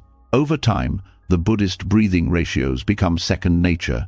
You no longer need to think about counts or techniques. The body finds its way into tranquility. Sleep becomes smoother, not as an escape, but as a continuation of mindful living. And when you awaken, the residue of practice remains. A mind steadier, a heart lighter, and a body attuned to balance. Through breath, you detoxify not only the body, but also the mind's agitation. Through rhythm, you align with the deeper currents of life. And through mindful practice, you discover that the key to serene sleep has always been carried in the rise and fall of each breath, waiting for your attention. In this way, the night becomes a temple, and the breath its prayer, leading you gently into the sanctuary of rest. The breath, steady and balanced, quiets the nervous system and lays the ground for rest. Yet even when the body is calm, the mind often keeps speaking. Thoughts rise like waves, circling again and again. Memories, worries, unfinished conversations, predictions about tomorrow. This mental chatter is one of the deepest obstacles to sleep. The body may be ready to let go, but the mind insists on rehearsing its stories. Buddhism offers a remedy for this ancient struggle: the power of mantra. Sacred syllables, repeated with awareness, act like keys that unlock silence. They dissolve agitation in the subconscious and invite the mind to rest in sound rather than in chaos. A mantra is not magic in the sense of superstition. Its power lies in rhythm, vibration, and focus. When the mind is restless, it clings to words and thoughts. By offering it a single word, a phrase, or a sound to repeat, you give it a channel. Instead of scattering across endless concerns, the mind gathers around one steady rhythm. Over time, this repetition silences the loops. The sound becomes a lullaby, not for children, but for the wandering mind. In Buddhism, mantras carry both meaning and energy. Some are phrases expressing compassion, wisdom, or surrender. Others are seed syllables, sounds that are said to resonate with the deepest layers of consciousness. Regardless of form, their purpose is the same: to bring the mind home. Before sleep, when mental noise is loudest, mantra becomes a bridge into stillness. It is not about forcing silence, but about redirecting attention from endless chatter to something steady and sacred. One of the most well-known mantras is Om Mani Padme Hum, associated with compassion. Each syllable is said to purify different aspects of being. Repeated gently before bed, it not only calms the mind, but also aligns the heart with compassion, softening dreams and reducing fear. Another simple practice is the repetition of Om, the primal sound of creation. Its vibration resonates deeply in the body, grounding the restless mind. Even without spiritual associations, the steady rhythm of repetition calms the nervous system, much like a lullaby sung by a parent. The power of mantras lies not only in sound, but in intention. When you chant, you are not merely repeating syllables, you are planting seeds. If the seed is compassion, the night carries compassion. If the seed is peace, the night carries peace. The subconscious, which often drives dreams and restlessness, absorbs these seeds.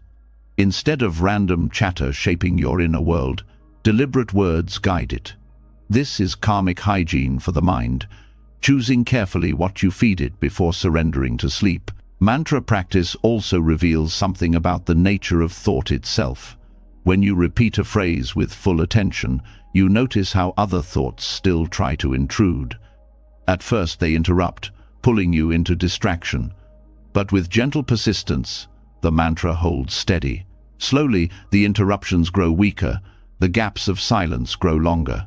This teaches you firsthand that thoughts are not permanent storms but fleeting visitors. By anchoring in sound, you discover the mind's capacity for stillness. Chanting before sleep can be done aloud or silently. Aloud, the vibration resonates through the body, loosening tension in the chest and throat.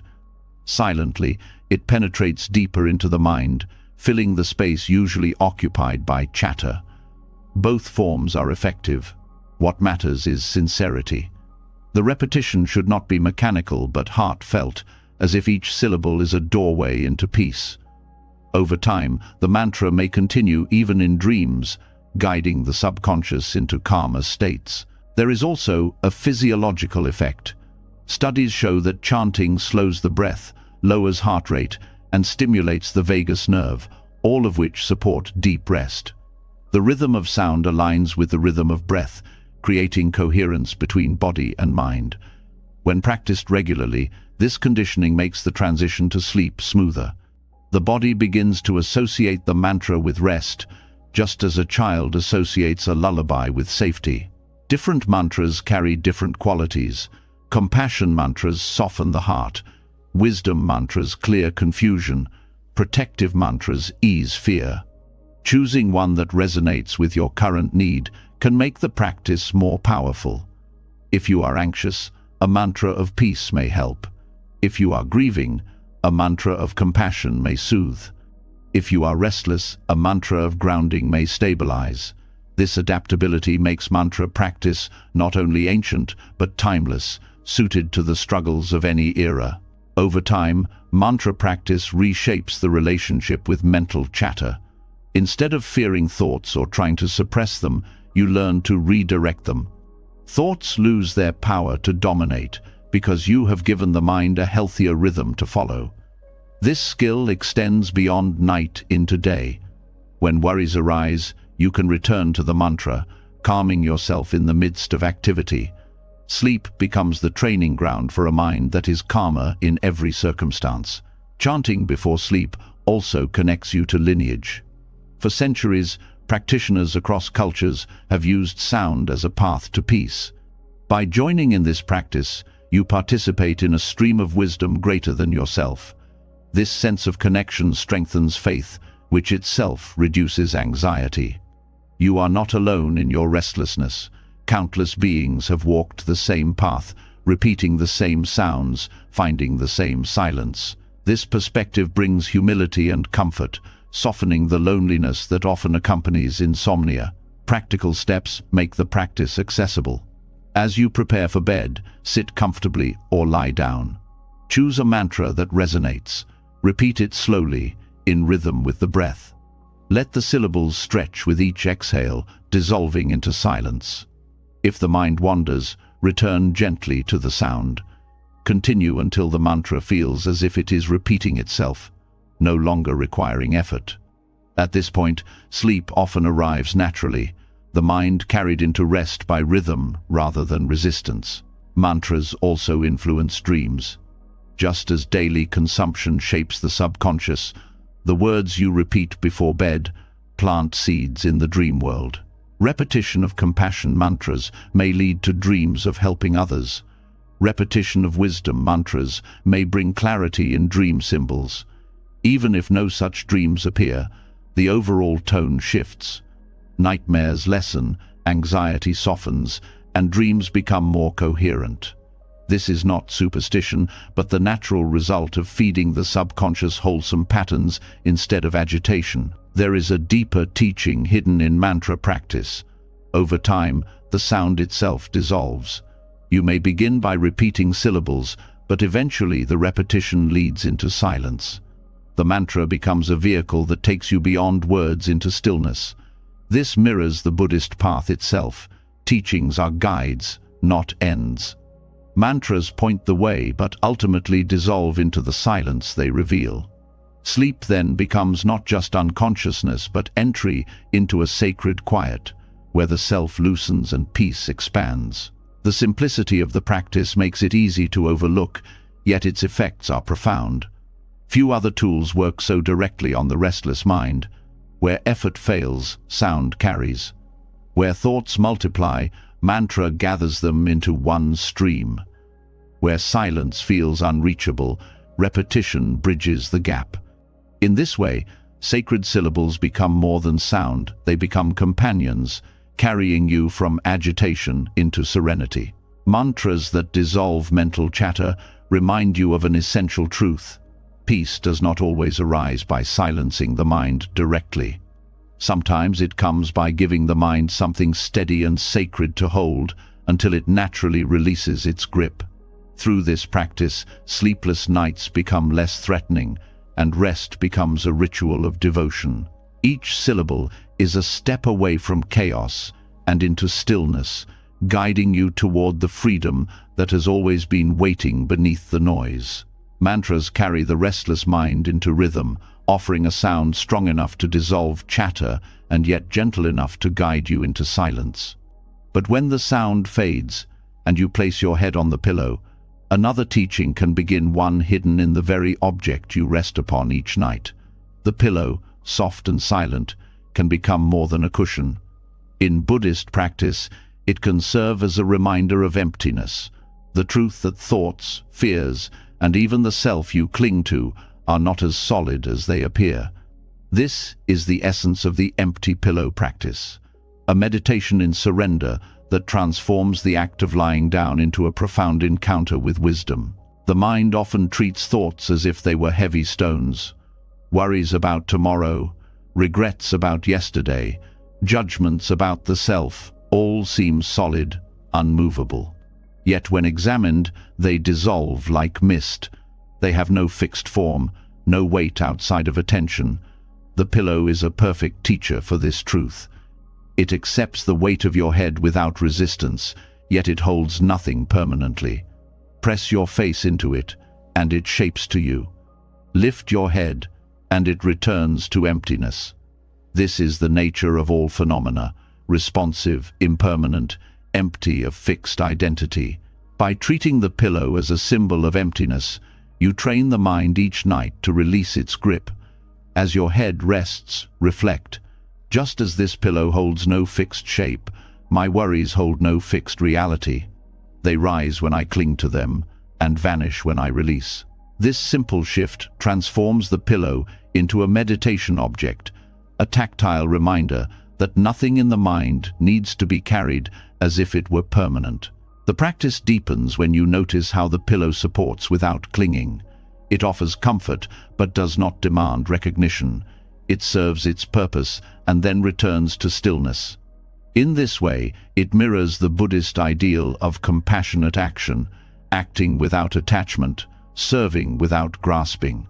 By meditating on this, you align your mind with a way of being that rests naturally, free from the constant push and pull of craving and aversion. Emptiness in Buddhism is often misunderstood as nothingness. In truth, it is fullness, the recognition that all things are interconnected and without separate essence. The pillow, empty of a fixed identity, can take on any form, soft for one head, firm for another, warm in one moment, cool in another. Similarly, thoughts appear to have form, but are empty of permanence. By bringing this reflection into the moment of rest, you weaken the illusion of solidity that keeps you awake. This practice also addresses the weight of self-identity. Many nights are restless because the I refuses to dissolve. You replay conversations to defend yourself, relive mistakes to protect your image, or plan endlessly to preserve control. But when you see the pillow as empty, you are reminded that the self, too, is not fixed. It changes with roles, moods, and conditions. Just as the pillow returns to stillness when you lift your head, the self dissolves when you stop feeding it with thought. Sleep itself is proof of this. Every night, the self disappears, and yet life continues. The empty pillow practice trains you to embrace this dissolution consciously, without fear. The tactile quality of the pillow strengthens the practice. Touch grounds reflection in reality. You feel its softness, its give, its return to form. Each sensation becomes a direct teaching. Nothing resists change. Nothing is fixed. This grounding is especially helpful for minds caught in spirals of abstraction. Instead of battling thoughts in the head, you rest awareness in the body, in contact with the pillow, and allow the teaching of emptiness to arise through sensation. There is also a psychological release in this practice. When you see worries as empty, their grip loosens. Anxiety thrives on the illusion of permanence, the belief that problems will last forever, that identities are unchanging. By meditating on emptiness, you undercut this illusion. You remind yourself that just as the pillow holds no shape, no thought can hold you forever. This reduces fear and allows the nervous system to relax, opening the door to deeper sleep. The empty pillow practice can be extended through visualization. As you lay your head down, imagine your worries dissolving into the pillow, vanishing into its formlessness. Each exhale carries tension into its depths, where it disappears without trace. Over time, this visualization conditions the mind to release automatically at bedtime. The pillow becomes not only a symbol, but a ritual container, absorbing the weight of the day and returning you to emptiness. This teaching also prepares the mind for death, often called the great sleep in Buddhist thought. Just as each night you rest your head and release the self into emptiness, so too one day you will release the body itself. By practicing with the pillow as a symbol, you rehearse this, letting go in small doses. Death then becomes less frightening, not an abrupt void, but a familiar release into the spaciousness you practice each night. What makes this practice unique is its accessibility. You do not need chants or elaborate rituals. Every night you already use a pillow. The practice is to shift how you relate to it. By transforming something ordinary into a symbol of truth, you weave wisdom into daily life. This is the essence of Buddhist training.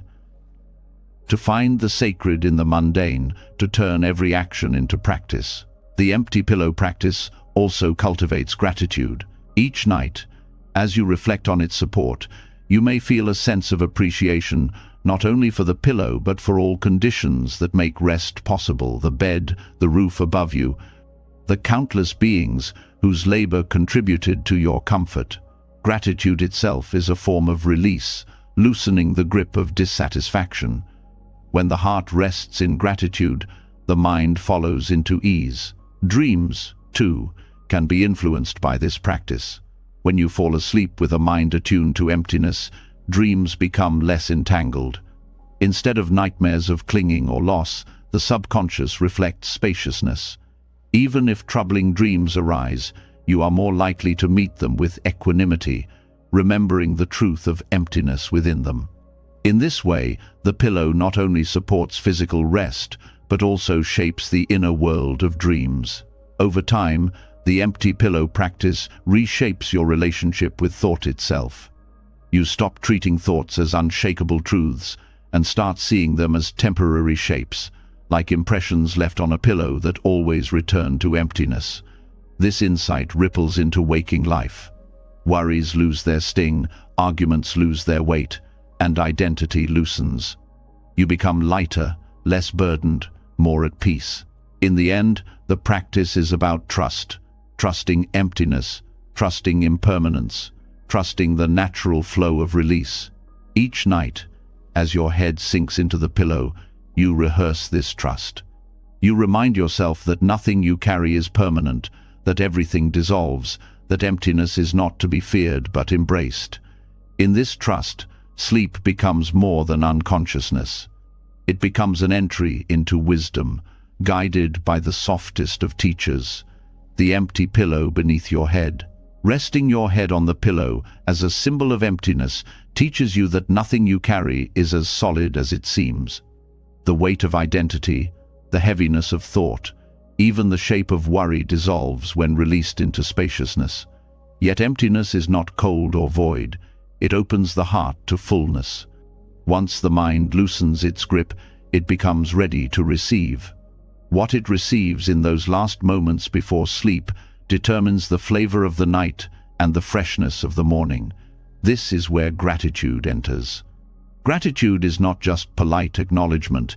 It is the deliberate turning of the heart toward appreciation, a reset of karma that cleanses the residue of the day and prepares the mind for deep rest. Buddhism places immense value on gratitude, not as a social courtesy, but as a practice that reshapes perception. Gratitude interrupts the mind's natural tendency to fixate on lack, on what went wrong, on what remains unfinished. Left unchecked, this tendency fills the night with regret and anxiety, making rest difficult. Gratitude flips the lens, directing attention toward blessings rather than burdens. Each act of contemplation becomes a release, dissolving the emotional weight of the day. By practicing gratitude at night, you ensure that what lingers in the subconscious is light, supportive, and life-affirming. This karmic reset works because gratitude is both an antidote and a generator. It is an antidote to resentment, jealousy, and fear states of mind that create agitation and disturb rest. It is a generator of joy, contentment, and compassion, qualities that harmonize the heart and calm the nervous system. By ending the day with gratitude, you seed the night with wholesome states, and those seeds sprout in dreams, in physiology, and in the way you greet tomorrow. The practice can be simple. Before sleep, pause and reflect on 3 things you are grateful for. They do not need to be grand. They can be as small as a meal that nourished you, a kind glance from a stranger, or the comfort of a blanket. What matters is the sincerity of the recognition. Each acknowledgement is like cleansing dust from the heart.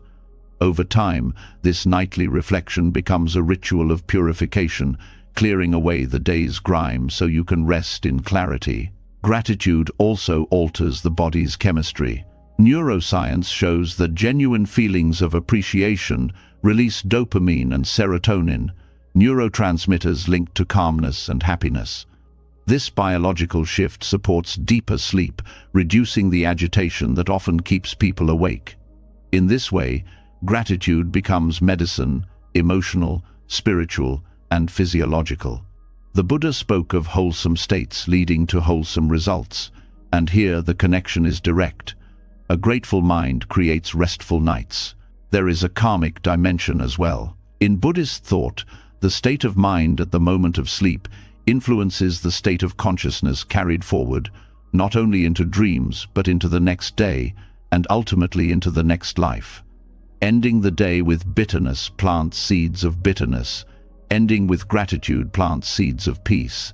Each night becomes an opportunity to reset the trajectory of karma, steering it toward compassion and contentment. Gratitude is not only about feeling good in the moment, but about shaping the entire path of becoming. Gratitude is also deeply relational. Much of human suffering comes from forgetting interdependence, from clinging to the illusion of independence. Gratitude restores awareness of connection. Reflecting on the food you ate, you remember the farmers, the soil, the rain, the countless hands that made it possible. Reflecting on the shelter you rest in, you recall the laborers, the architects, the community that sustains it. Each acknowledgement softens the sense of isolation. This recognition is profoundly soothing at night, when loneliness often sharpens. Instead of drifting into sleep feeling alone, you drift into sleep feeling held by the web of life. Nightly gratitude also strengthens forgiveness. When you appreciate what you received, it becomes harder to fixate on grievances. A heart full of appreciation cannot simultaneously be full of bitterness. If anger arises, gratitude offers perspective. Yes, someone may have hurt you, but countless others supported you. This balance reduces the sting of pain and allows the heart to rest without carrying grudges into dreams. The practice can be expanded into a structured meditation.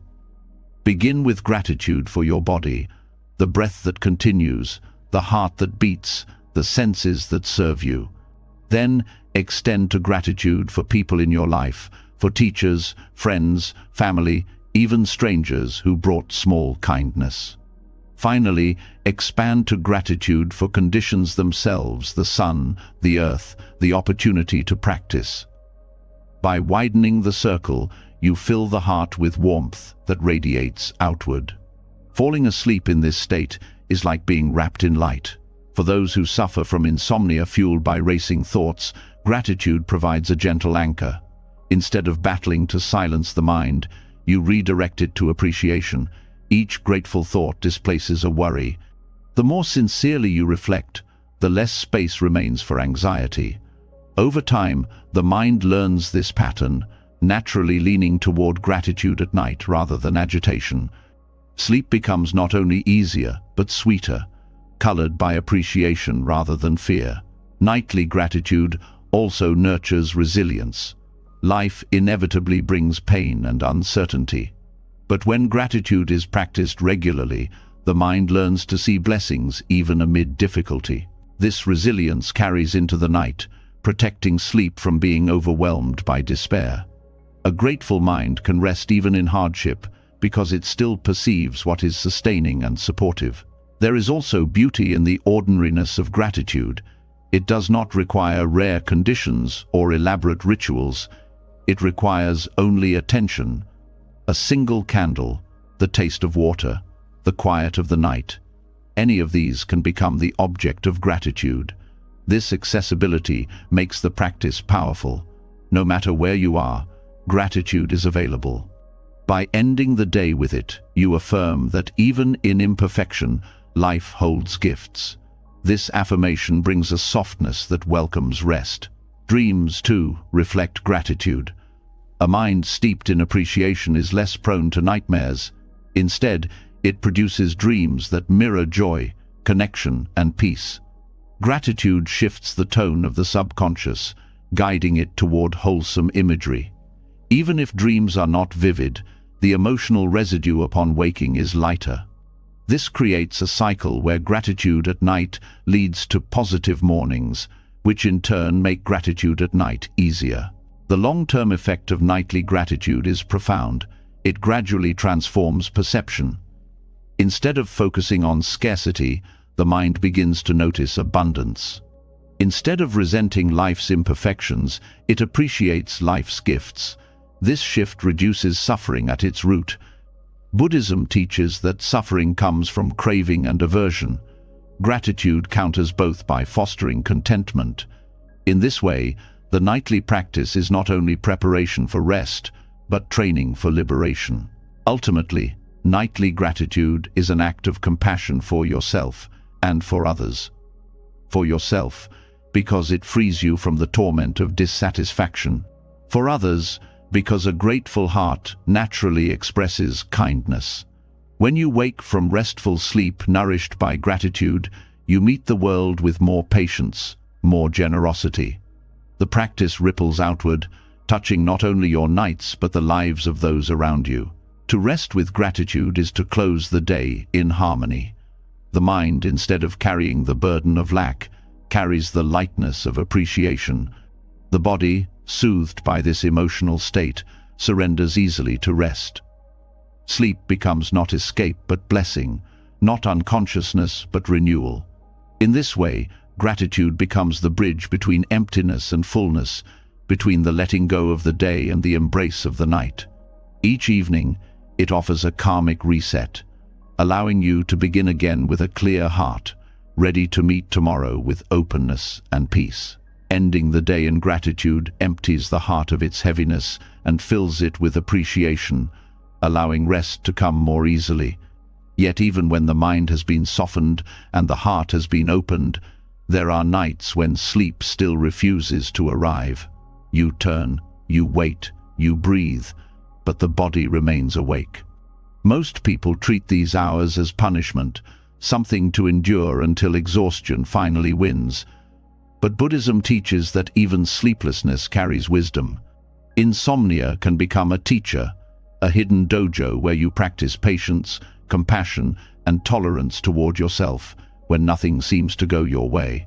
The suffering of insomnia lies not only in wakefulness but in resistance. The mind says, "Why am I still awake? What is wrong with me? Tomorrow will be ruined." These thoughts pile suffering upon suffering, turning minutes into hours of frustration. But when approached as a teacher, insomnia becomes a training ground. It strips away control and asks you to face yourself without escape. In this way, the sleepless night is not wasted time, but practice in the hardest discipline, patience. Patience in Buddhism is more than waiting. It is the willingness to remain present with discomfort without adding anger or despair. A sleepless night becomes the perfect arena for this training. The bed becomes a cushion, the darkness a meditation hall, the restlessness a koan. Each moment of wakefulness challenges the mind to either fight or surrender. If you choose surrender, you are cultivating patience in its purest form. This patience is not passive resignation, it is active compassion. You learn to hold yourself kindly when the body will not obey, when the mind will not settle. Most people turn sleeplessness into self-blame, saying, "I should be able to sleep." The practice is to replace this with kindness. It is okay to be awake. I will sit with myself gently. This shift transforms torment into training, turning what felt like failure into a teacher of compassion. The lessons of insomnia extend beyond the night. By training in patience during wakeful hours, you become more patient in daily life. The same tolerance you offer yourself at midnight becomes tolerance for others at noon. The irritations of traffic, of conflict, of waiting in line, all become easier when you have faced the long hours of the night without collapsing into despair.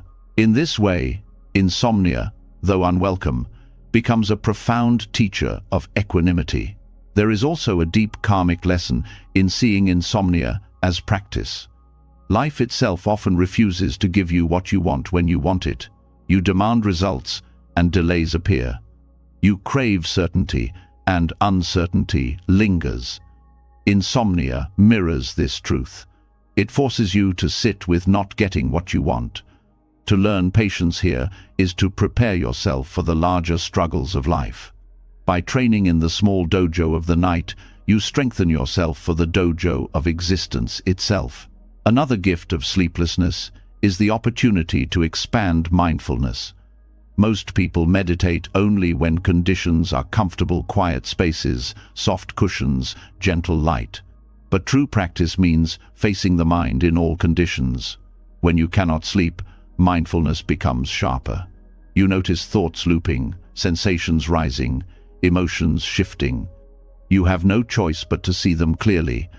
This raw observation deepens awareness in ways comfort never could. Sleepless nights also teach humility. They remind you that control is an illusion. No matter how advanced your techniques, no matter how disciplined your schedule, sleep sometimes will not come. This humbling truth softens pride and invites surrender. You remember that the body and mind follow their own rhythms, and your role is to meet them with care rather than domination. Humility itself is a form of wisdom, opening the door to deeper compassion. For those who suffer often from insomnia, the practice of reframing is crucial. Instead of saying, "This night is wasted," you can say, "This night is practice." By turning frustration into opportunity, you reclaim agency. The body may not sleep, but the heart can still grow. You can still cultivate compassion, patience, awareness. In this way, no night is wasted. Each hour becomes meaningful, even in wakefulness. Some teachers advised using these hours for gentle meditation rather than forcing rest. Sitting quietly, breathing softly, or repeating a mantra can transform sleeplessness into nourishment. Even if sleep does not arrive, the body receives calm, the mind receives steadiness. This is another form of patience, replacing the demand for sleep with the acceptance of stillness. The lesson is not to cling to one outcome, but to welcome what is available. Insomnia also reveals how fragile the human condition is. It exposes how dependent you are on circumstances, how quickly suffering arises when comfort is lost. This awareness can deepen compassion for others. Think of those who live in pain, who cannot rest due to illness or hardship. By experiencing your own sleeplessness, you understand them better. You connect with their suffering, and this connection becomes compassion. The night becomes a teacher not only of patience but of solidarity with all beings who struggle. Over time, these lessons reshape your relationship with insomnia itself. What was once an enemy becomes neutral, even a companion. You stop fearing the night because you know it carries practice. The body may be tired, but the heart is strengthened. Instead of dreading sleeplessness, you welcome it as another opportunity for growth. This shift alone reduces suffering, because much of the torment of insomnia comes from the belief that it should not happen. By accepting it as teacher, you dissolve that belief. The dojo of insomnia also trains you in non-attachment. Each hour awake teaches you that clinging to the desire for sleep only fuels suffering. Letting go becomes the only option. This lesson echoes the heart of Buddhist practice. Clinging is the root of suffering, and release is the path to peace. The night is simply another arena where this truth unfolds. Practical exercises can deepen this transformation. When you notice restlessness, you can practice loving-kindness phrases for yourself. May I be at ease, even if I am awake. May I be gentle with myself tonight. When thoughts spiral, you can observe them as clouds passing rather than storms threatening. When frustration arises, you can breathe into it and release judgment. Each act is a step in patience, each moment a chance to cultivate compassion. Ultimately, insomnia as a teacher strips away illusions of control and comfort, leaving you with yourself. And in meeting yourself in those raw hours with patience, tolerance, and kindness, you touch the essence of practice. You discover that rest is not limited to sleep. Rest is the quality of heart you bring to wakefulness. Even without closing your eyes, you can rest in compassion. Even without dreams, you can awaken to patience. In this way, the sleepless night ceases to be a burden and becomes one of the deepest teachers you will ever meet. Sleeplessness, when met with patience, teaches that rest is not found only in unconsciousness, but also in compassion for yourself in difficult moments. This reframing already begins to loosen the grip of suffering, but there is an even subtler dimension waiting to be explored. Rest is not one flat state. It unfolds in layers, each with its own depth, its own texture, its own wisdom. Buddhist teachings often compare awareness to a lotus' many petals, each revealing more as they open.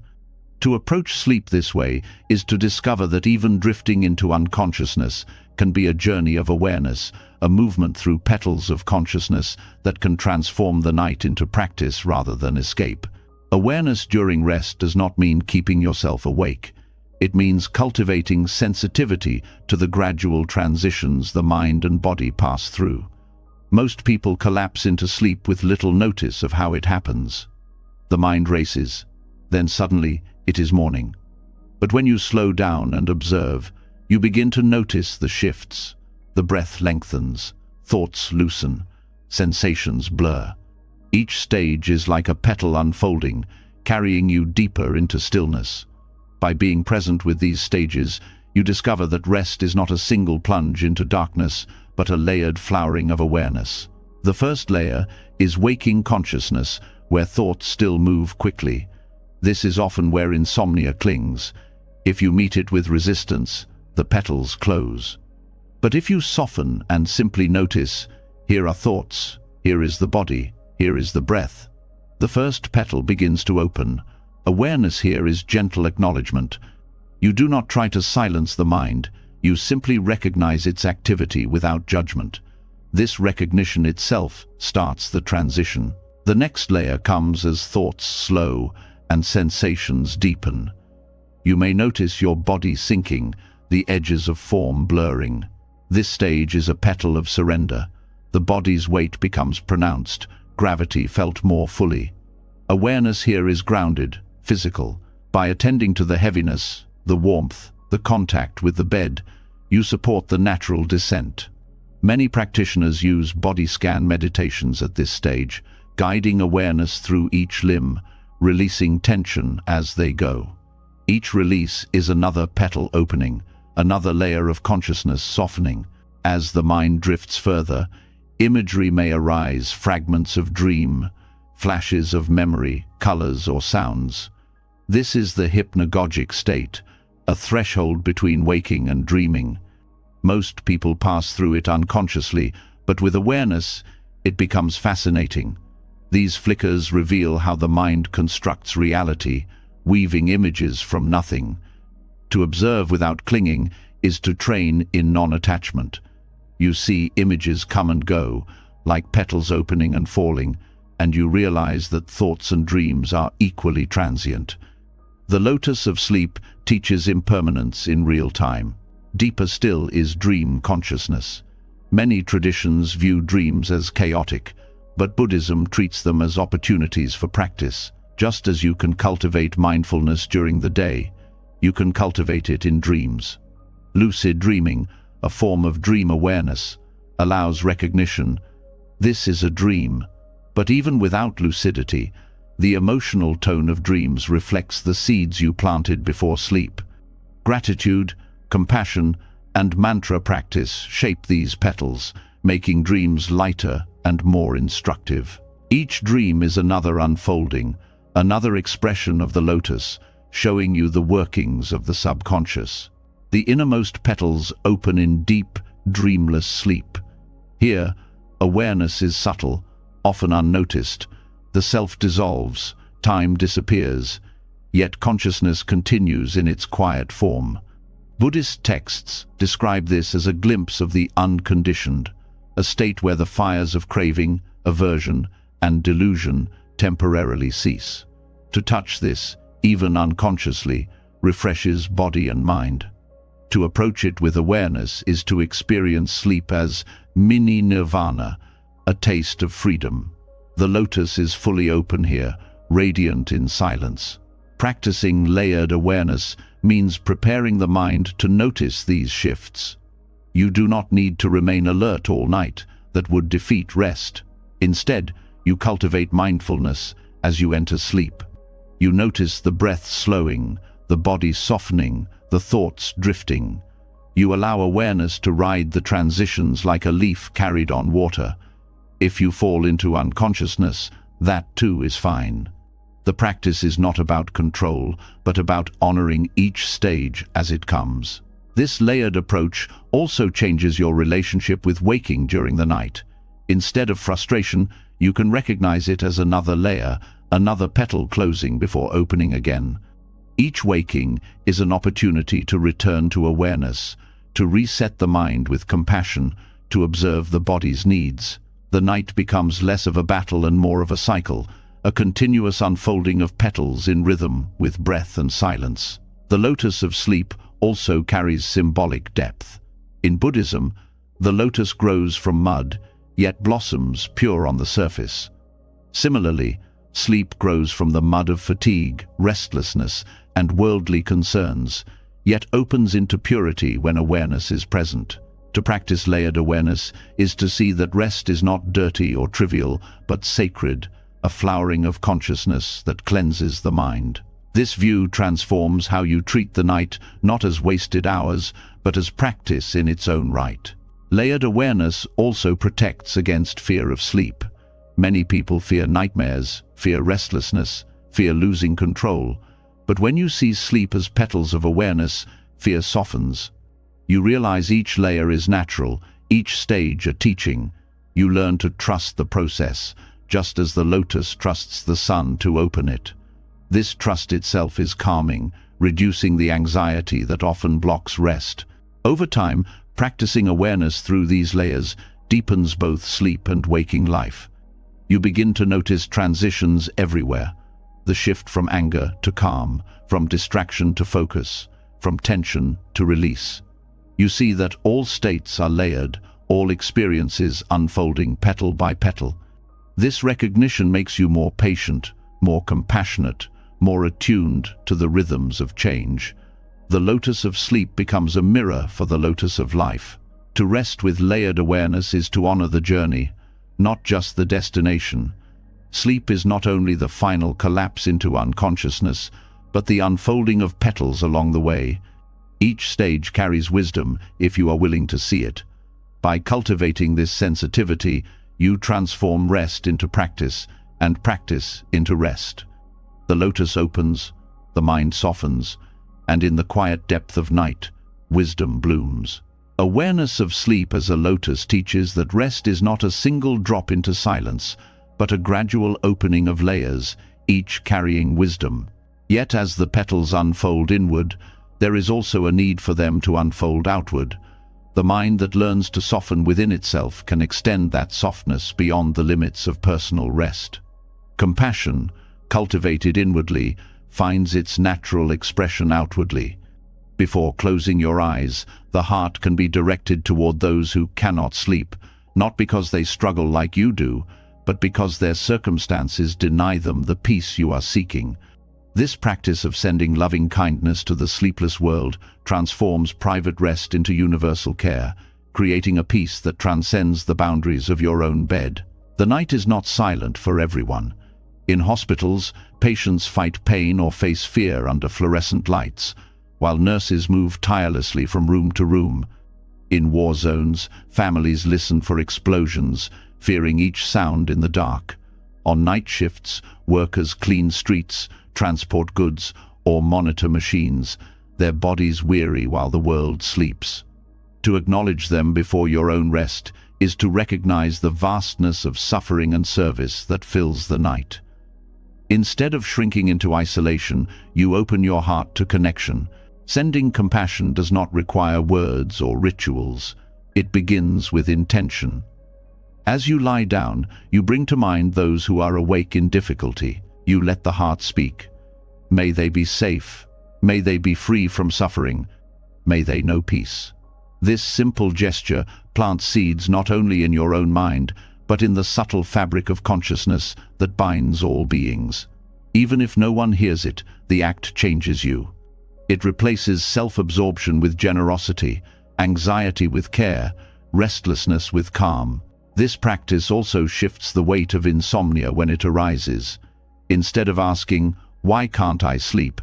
you turn the energy outward. Who else is awake? And how can I send them kindness? The night becomes less of a private prison and more of a shared field of compassion. By transforming self-centered worry into outward care, you dissolve the sharp edge of suffering. You discover that even wakefulness can be meaningful when used to extend kindness. Buddhist texts often describe loving kindness meditation as immeasurable because it knows no boundaries. Extending it before sleep reflects this boundlessness. You do not limit your wishes to loved ones alone, but include strangers, even those you may never meet. This expansion of care not only benefits others in unseen ways, but purifies your own heart. By softening the walls of self, you prepare the mind for deeper rest. Anxiety narrows, compassion widens. The space created by compassion is the space in which peace arises. There is a karmic element to this practice as well. Thoughts before sleep sink deeply into the subconscious, influencing dreams and shaping the emotional tone of the night. By ending the day with compassion, you seed the subconscious with care rather than fear. Dreams may reflect this, carrying gentler imagery. Even if dreams do not arise, the residue upon waking is lighter. You begin the next day already aligned with compassion, making kindness easier in action. Extending compassion to the sleepless world also nurtures humility. When you remember patients in pain, soldiers on watch, or workers laboring through the night, your own struggles feel less overwhelming. This is not to dismiss your suffering, but to place it in context. Humility eases self-pity, making space for gratitude. Gratitude, in turn, calms the heart and allows rest to come naturally. The practice can be specific or broad. You might bring to mind a friend undergoing treatment, sending them strength. Or you might picture an entire group, refugees seeking safety, caregivers working tirelessly, and bathe them in silent wishes for peace. Whether focused or expansive, the effect is the same. The heart opens, and rest becomes easier. Compassion does not drain energy, it replenishes it. By shifting attention away from worry toward care, you free yourself from the cycle of agitation. There is also beauty in recognizing that compassion is not bound by time or space. You may be lying quietly in your room, yet your heart can touch distant lives. The act itself expands consciousness, dissolving the illusion of separation. In this expansion, you feel less alone. You sleep not as an isolated self, but as part of a vast web of beings, all seeking peace in their own ways. This sense of shared humanity is profoundly soothing, dissolving the loneliness that often accompanies sleeplessness. Over time, making compassion for the sleepless world a nightly ritual reshapes your relationship with the night. You stop seeing it as empty hours and begin to see it as sacred space. Each evening becomes an opportunity to connect with unseen lives, to contribute silently to the collective healing of the world. Sleep then follows not out of exhaustion, but out of alignment, as the heart rests more easily when it has extended care. This practice also deepens resilience. Knowing that others face the night with burdens far heavier than yours helps you endure your own restlessness with more patience. You learn to carry discomfort without despair, because you know your compassion connects you to a greater whole. Instead of feeling trapped by sleeplessness, you feel entrusted with a role to practice kindness even in the dark. This shift alone changes the texture of the night. In Buddhist terms, compassion is the wish for others to be free from suffering. By practicing this before sleep, you remind yourself of the universality of that wish. Everyone, everywhere, seeks peace. By aligning yourself with that truth, you dissolve some of the self-centered craving that keeps you restless. Peace arises not by grasping, but by letting the heart flow outward. Practical steps can make the practice easier. After lying down, take a few slow breaths. Bring to mind one image: a hospital ward, a city at night, a refugee camp. Offer silent words of compassion. May you be free from fear. May you find rest. May you be safe. Then expand outward, to strangers, to animals, to the entire world. Let the heart radiate without boundary. If thoughts intrude, return gently to compassion. If sleep comes, let it arrive naturally, carried on the current of care. In this way, even sleepless nights become purposeful. Compassion replaces frustration, and patience replaces fear. By sending loving kindness to those awake in difficulty, you not only create peace for them in unseen ways, but also for yourself. You discover that the most profound rest comes not from isolation, but from connection, not from self-concern, but from care for others. And in that discovery, the night ceases to be an enemy and becomes a field of compassion, preparing the heart for both sleep and awakening. Sending compassion outward to those who cannot rest softens the heart and frees the night from loneliness. But compassion does not only extend through wishes, it also takes form in how you prepare your own environment for peace. After caring for the sleepless world, the next step is to care for the atmosphere you inhabit. One of the deepest forms of this care is silence. In Buddhism, silence is not emptiness of sound alone. It is a discipline, a mirror that reveals the mind as it island.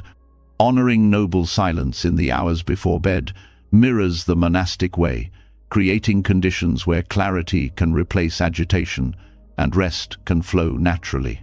Noble silence is different from ordinary quiet. Ordinary quiet might be the absence of noise, yet the mind remains loud with distraction. Noble silence is intentional.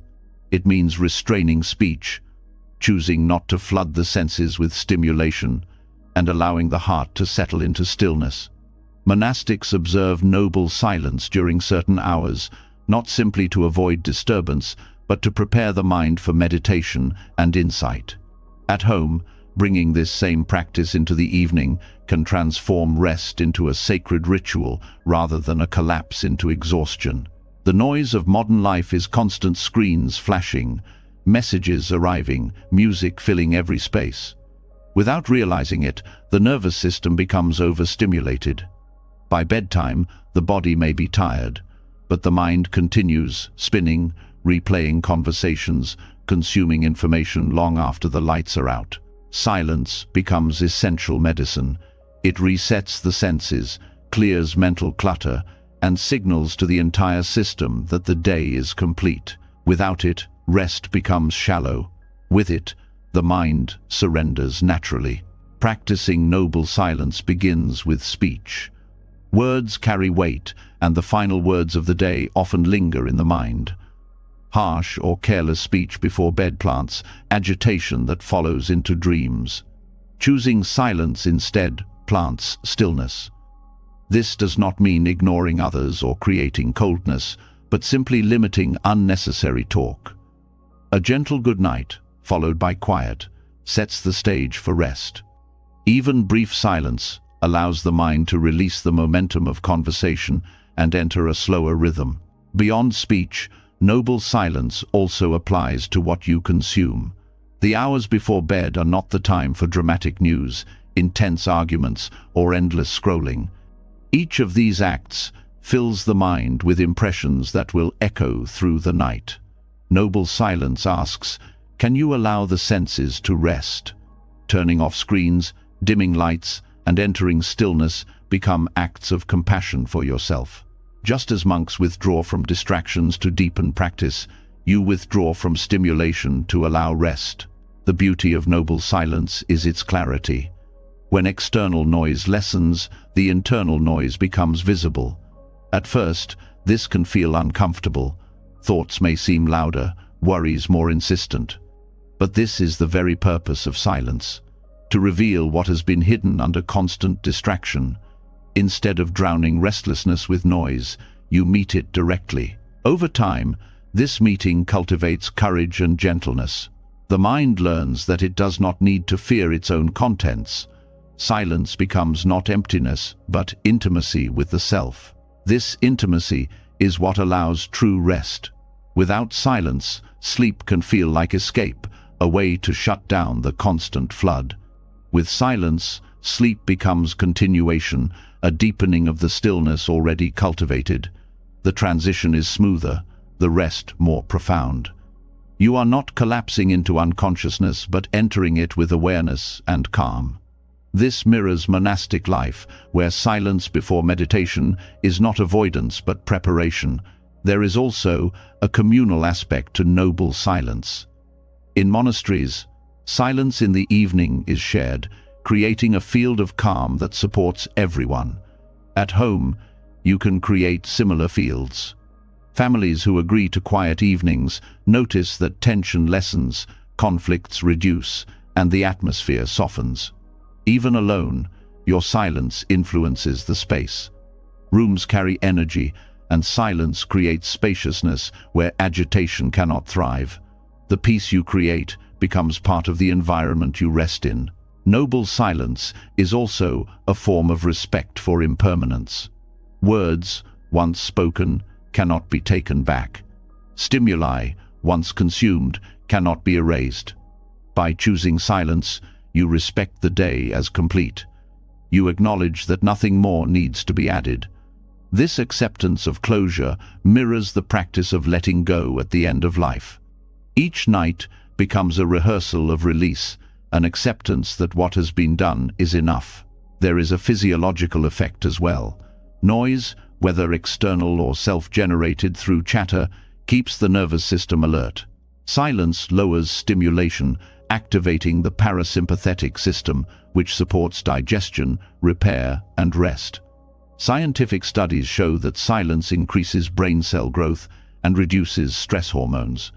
When paired with mindfulness, noble silence is not deprivation but nourishment, feeding the brain and heart with the conditions needed for renewal. Some may feel that silence is empty or lonely, but when approached with awareness, it becomes full and alive. In silence, the sound of breath becomes audible, the beating of the heart becomes present, the subtle sounds of the environment, wind, distant movement, become vivid. These gentle sounds root you in the present, dissolving the artificial noise that usually drowns them. You realize that silence is never absolute absence, but a field of subtle presence, more restful than any distraction. To cultivate noble silence, you can create small rituals. Light a candle instead of watching a screen. Read a short passage of wisdom instead of browsing endless words. Sit quietly for a few minutes, listening to your breath.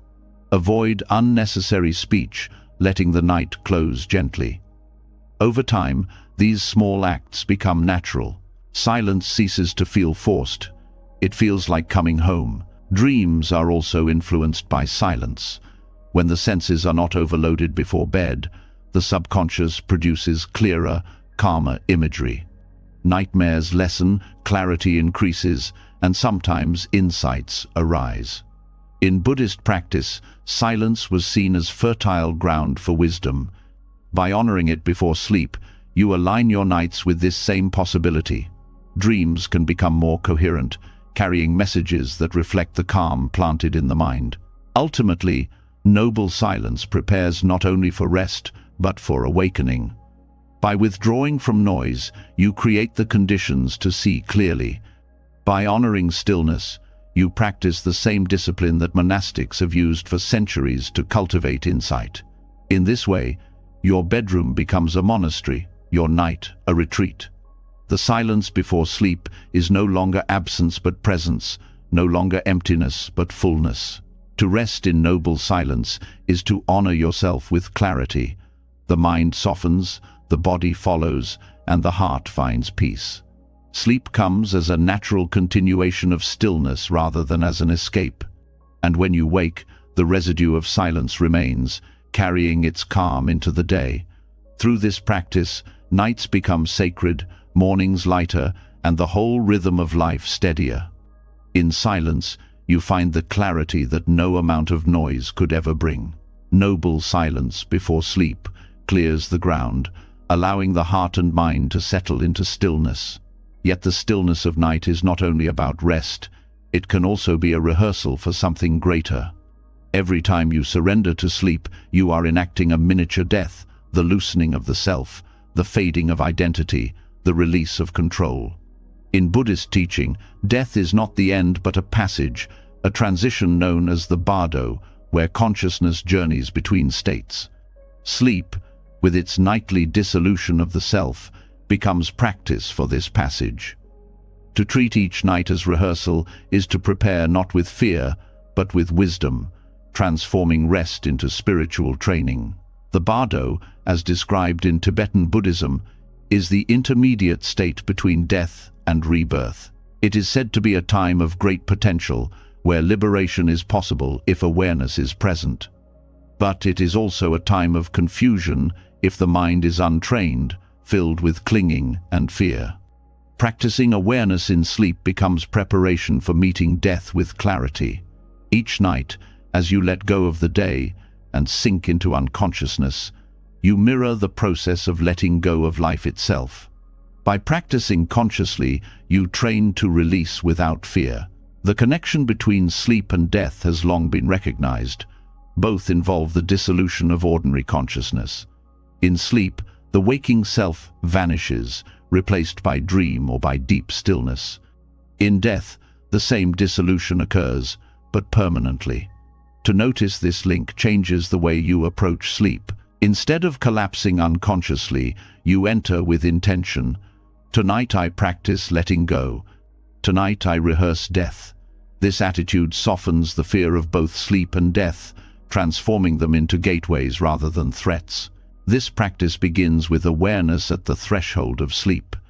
As you feel the body sinking, the breath slowing, the self loosening, you remind yourself, this is a rehearsal.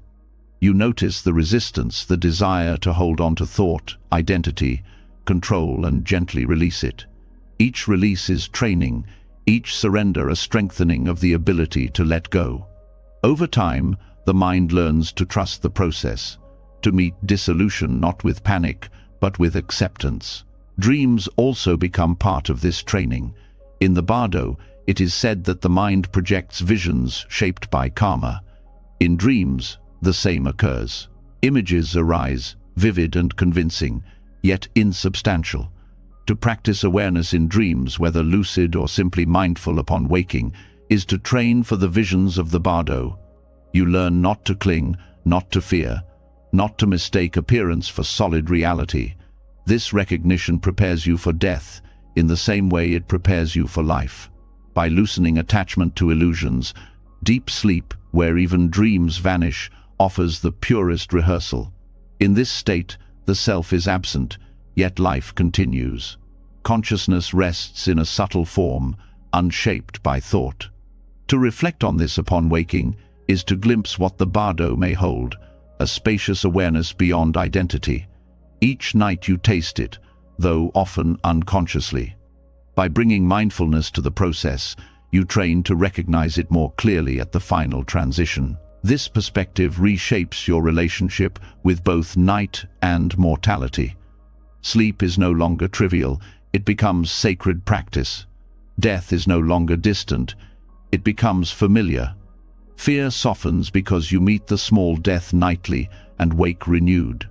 Trust grows because you experience the cycle again and again: dissolution, rest, return. By aligning with this rhythm, you prepare for the great dissolution with calm. Practical methods can deepen this training. Before sleep, reflect briefly on impermanence.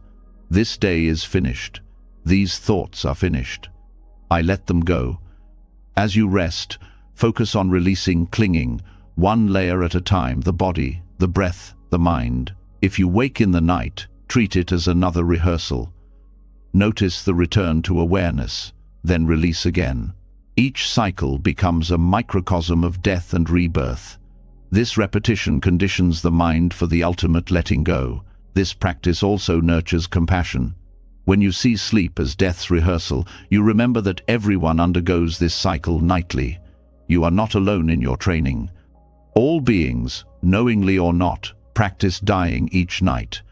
Extending compassion to them deepens the sense of shared humanity.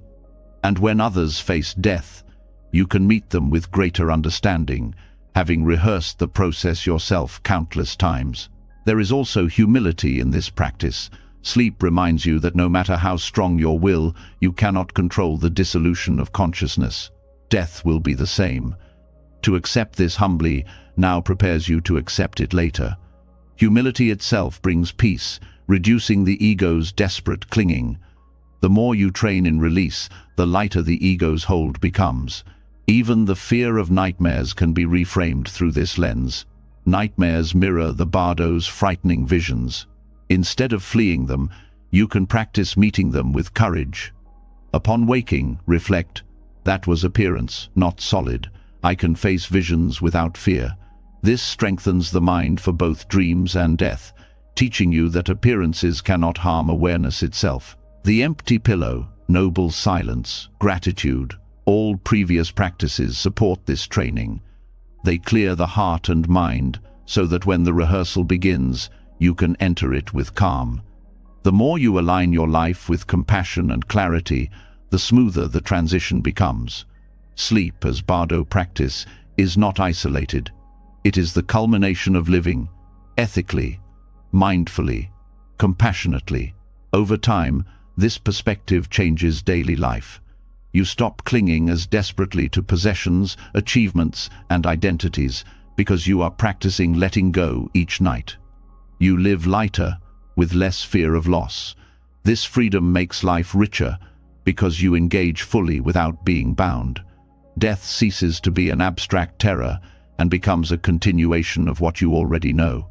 To practice sleep as Bardo preparation is to live and die with awareness. Each night becomes a meditation on impermanence, each morning a rebirth. The cycle trains the mind to release, to face dissolution with peace, to trust the unfolding of consciousness. By embracing this, you prepare not only for serene sleep, but for the ultimate letting go that awaits all beings. In this way, the night becomes not only rest but sacred training, and death itself becomes not an end but a passage into the silence you have practiced every evening of your life. Treating sleep as rehearsal for the bardo reveals how every night is a practice in release, a surrender into impermanence that prepares the heart for the final letting go. Yet awareness of mortality does not need to be somber. It can inspire rituals of care, ways of honoring the body and purifying the mind, so that surrender becomes natural. One of the most profound yet often overlooked practices is ritual cleansing before rest. In Buddhist temples, evening bathing was never only about hygiene.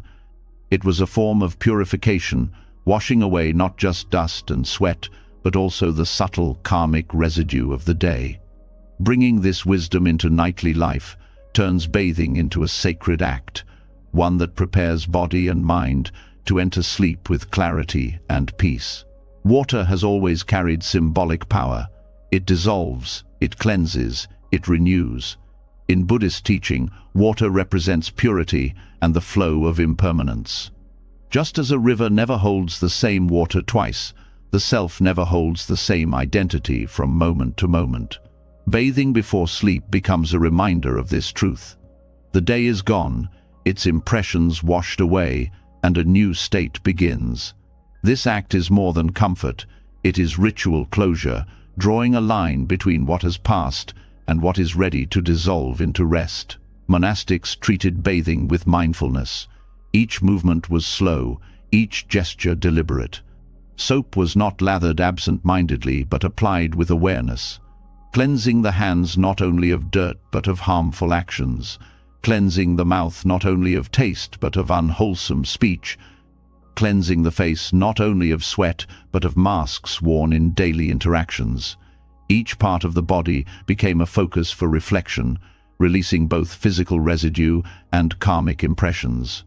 By the time the ritual was complete, the practitioner felt not only clean but renewed, ready to enter the silence of night without burden. In daily life, this ritual can be adapted without complexity. As water touches the skin, you bring intention. I release the residue of the day. I release anger, worry, and harm. The warmth softens muscles, the coolness awakens clarity.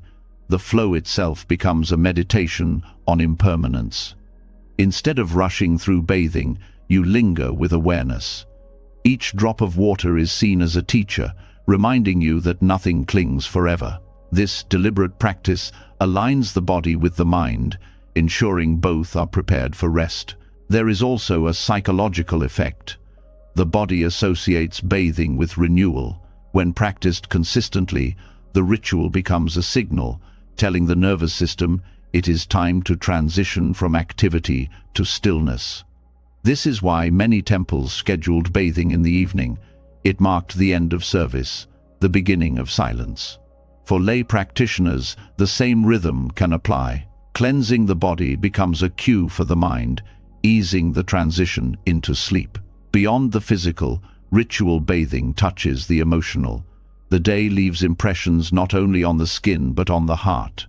Words exchanged, tasks left unfinished, emotions stirred, these cling like unseen dust. To bathe with awareness is to symbolically wash them away. With each rinse, you release resentment. With each breath of steam, you release guilt. With each drop sliding off your skin, you release tension. The act itself becomes forgiveness, a way of not carrying the day's burdens into the night. The practice can be expanded with visualizations. As water flows, picture it carrying away negative energy, dissolving patterns of clinging, cleansing karmic residue. Some traditions used herbs or flowers in water, not only for fragrance but for symbolic purification. Even without such additions, the intention itself is powerful. The mind believes what it enacts. By treating bathing as purification, you convince the subconscious that release is real and rest becomes deeper. Ritual bathing also connects you to humility. To cleanse the body is to acknowledge its fragility. The skin that gathers dust, the muscles that grow weary, the breath that fogs the mirror, all remind you of impermanence. Yet instead of rejecting this, you embrace it. Bathing becomes gratitude for the body's service and compassion for its limits.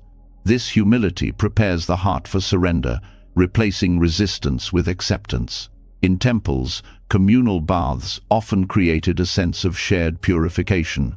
Practitioners entered together, each respecting the silence, each honoring the same ritual. This collective act strengthened discipline and harmony. At home, bathing may be solitary, but the intention can still extend outward. As you cleanse, you can reflect, may all beings release their burdens, may all find purification. Compassion woven into ritual transforms it from private act to universal offering. Dreams, too, can be influenced by this practice. When the body is cleansed and the heart feels released, the subconscious reflects that lightness. Nightmares lessen, clarity increases, and rest feels safer. Water is associated with clarity of mind, and bathing with intention can plant that clarity into the dream state. Just as monks sought to prepare the mind for meditation through ritual, you prepare the mind for peaceful dreams through bathing. The karmic aspect of ritual bathing is profound. Each day accumulates actions, some wholesome, some harmful. While karmic results unfold in larger cycles, the mind carries the weight of these impressions nightly. Bathing with intention is not erasure, but cleansing of immediate residue. It is a karmic reset, ensuring that the night begins with a lighter heart. Over time, this nightly cleansing influences behavior itself. Knowing you will reflect each evening, you become more mindful during the day, less willing to accumulate residue you will later need to wash away. There is also joy in reclaiming the sacredness of the ordinary. Most people bathe out of necessity, half distracted, rushing to the next task. To slow down and treat it as ritual elevates it. The ordinary becomes extraordinary. This shift is at the heart of Buddhist practice, turning daily acts into opportunities for mindfulness and compassion. By transforming bathing, you transform not only your nights but your view of life itself. Practical suggestions can help anchor the practice. Choose to bathe without screens or distractions. Use simple words of release as water touches each part of the body. May harmful speech be cleansed. May restless thoughts be washed away. May fatigue dissolve. Breathe with the rhythm of the water, synchronizing exhalation with release. End the ritual with gratitude for water, for the body, for the chance to rest. These small steps turn bathing into meditation, purifying body and mind together. Over time, ritual bathing before sleep reshapes the quality of nights. You no longer carry the grime of the day into dreams. You enter rest with clarity, with lightness, with peace. The act becomes more than hygiene. It becomes a spiritual offering, a way of honoring the body and cleansing the heart. In this way, water teaches you nightly what the Dharma teaches always. Release is possible, purity is within reach, and every ending is preparation for renewal. Bathing with mindfulness washes away not only the dust of the body, but also the weight of the day, leaving you lighter and more open to rest. Yet there are nights when even cleansing rituals cannot silence the mind. Thoughts flicker endlessly, refusing to fade into stillness. This is where another ancient practice offers guidance, the candle meditation. Watching a flame is more than a simple exercise. It is a profound way of settling the restless mind. The flame, steady yet alive, becomes both anchor and teacher. By resting your gaze on it, you invite the mind to follow its stillness, and in that stillness, sleep arrives without struggle. The flame has been a symbol of clarity across traditions. In Buddhism, it represents awareness, bright, unwavering, illuminating what is hidden. To meditate on a flame is to place your wandering thoughts into its steady rhythm. Unlike abstract focus on the breath, which some find elusive, the flame provides a visible, tangible point of attention. Its dance captures the eye, while its constancy teaches stability. For those who struggle with insomnia, this dual quality makes it uniquely effective. It holds attention without strain and guides the mind towards stillness without demand. The practice is simple yet profound. Sit quietly in a dim room, place a candle at eye level, and soften your gaze upon the flame. Do not stare harshly. Let your vision rest gently, as if absorbing light rather than dissecting it. As you watch, thoughts will arise, plans, worries, memories. Instead of chasing them, return to the flame. The mind, like a moth, is drawn back to light. With repetition, the mental chatter grows softer, like background noise fading behind a steady song. Eventually, the flame becomes the only song, and stillness arises naturally. The symbolism deepens the practice. The flame consumes wax and wick, transforming them into light. In the same way, meditation on the flame consumes agitation and restlessness, transforming them into clarity. You realize that just as the flame depends on conditions, so too do your thoughts.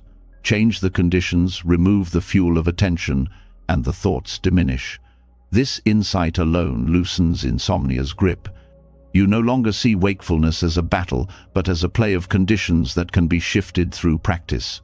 Physiologically, focusing on a flame alters the nervous system. The steady gaze encourages slower blinking and deeper breathing. The nervous system interprets these signals as safety, reducing stress hormones. This is why many report a profound calm after even a few minutes of candle meditation. It is not only psychological, it is embodied. The body itself begins to mirror the flame, steady, rhythmic, unhurried. For someone trapped in cycles of insomnia, this embodied calm is invaluable. The flame also carries a lesson in impermanence. Watch closely, and you will see it is never still. It flickers, bends, brightens, dims. Yet through all its changes, it remains a flame. This reflects the nature of awareness. Thoughts, emotions, and sensations shift constantly, but awareness persists. By observing the flame, you train yourself to rest in awareness rather than in the turbulence of thought. This shift is what leads the mind from agitation to stillness, from insomnia to rest. Candle meditation can also be combined with breath. As you gaze, breathe slowly, letting each inhale draw in light and each exhale release tension.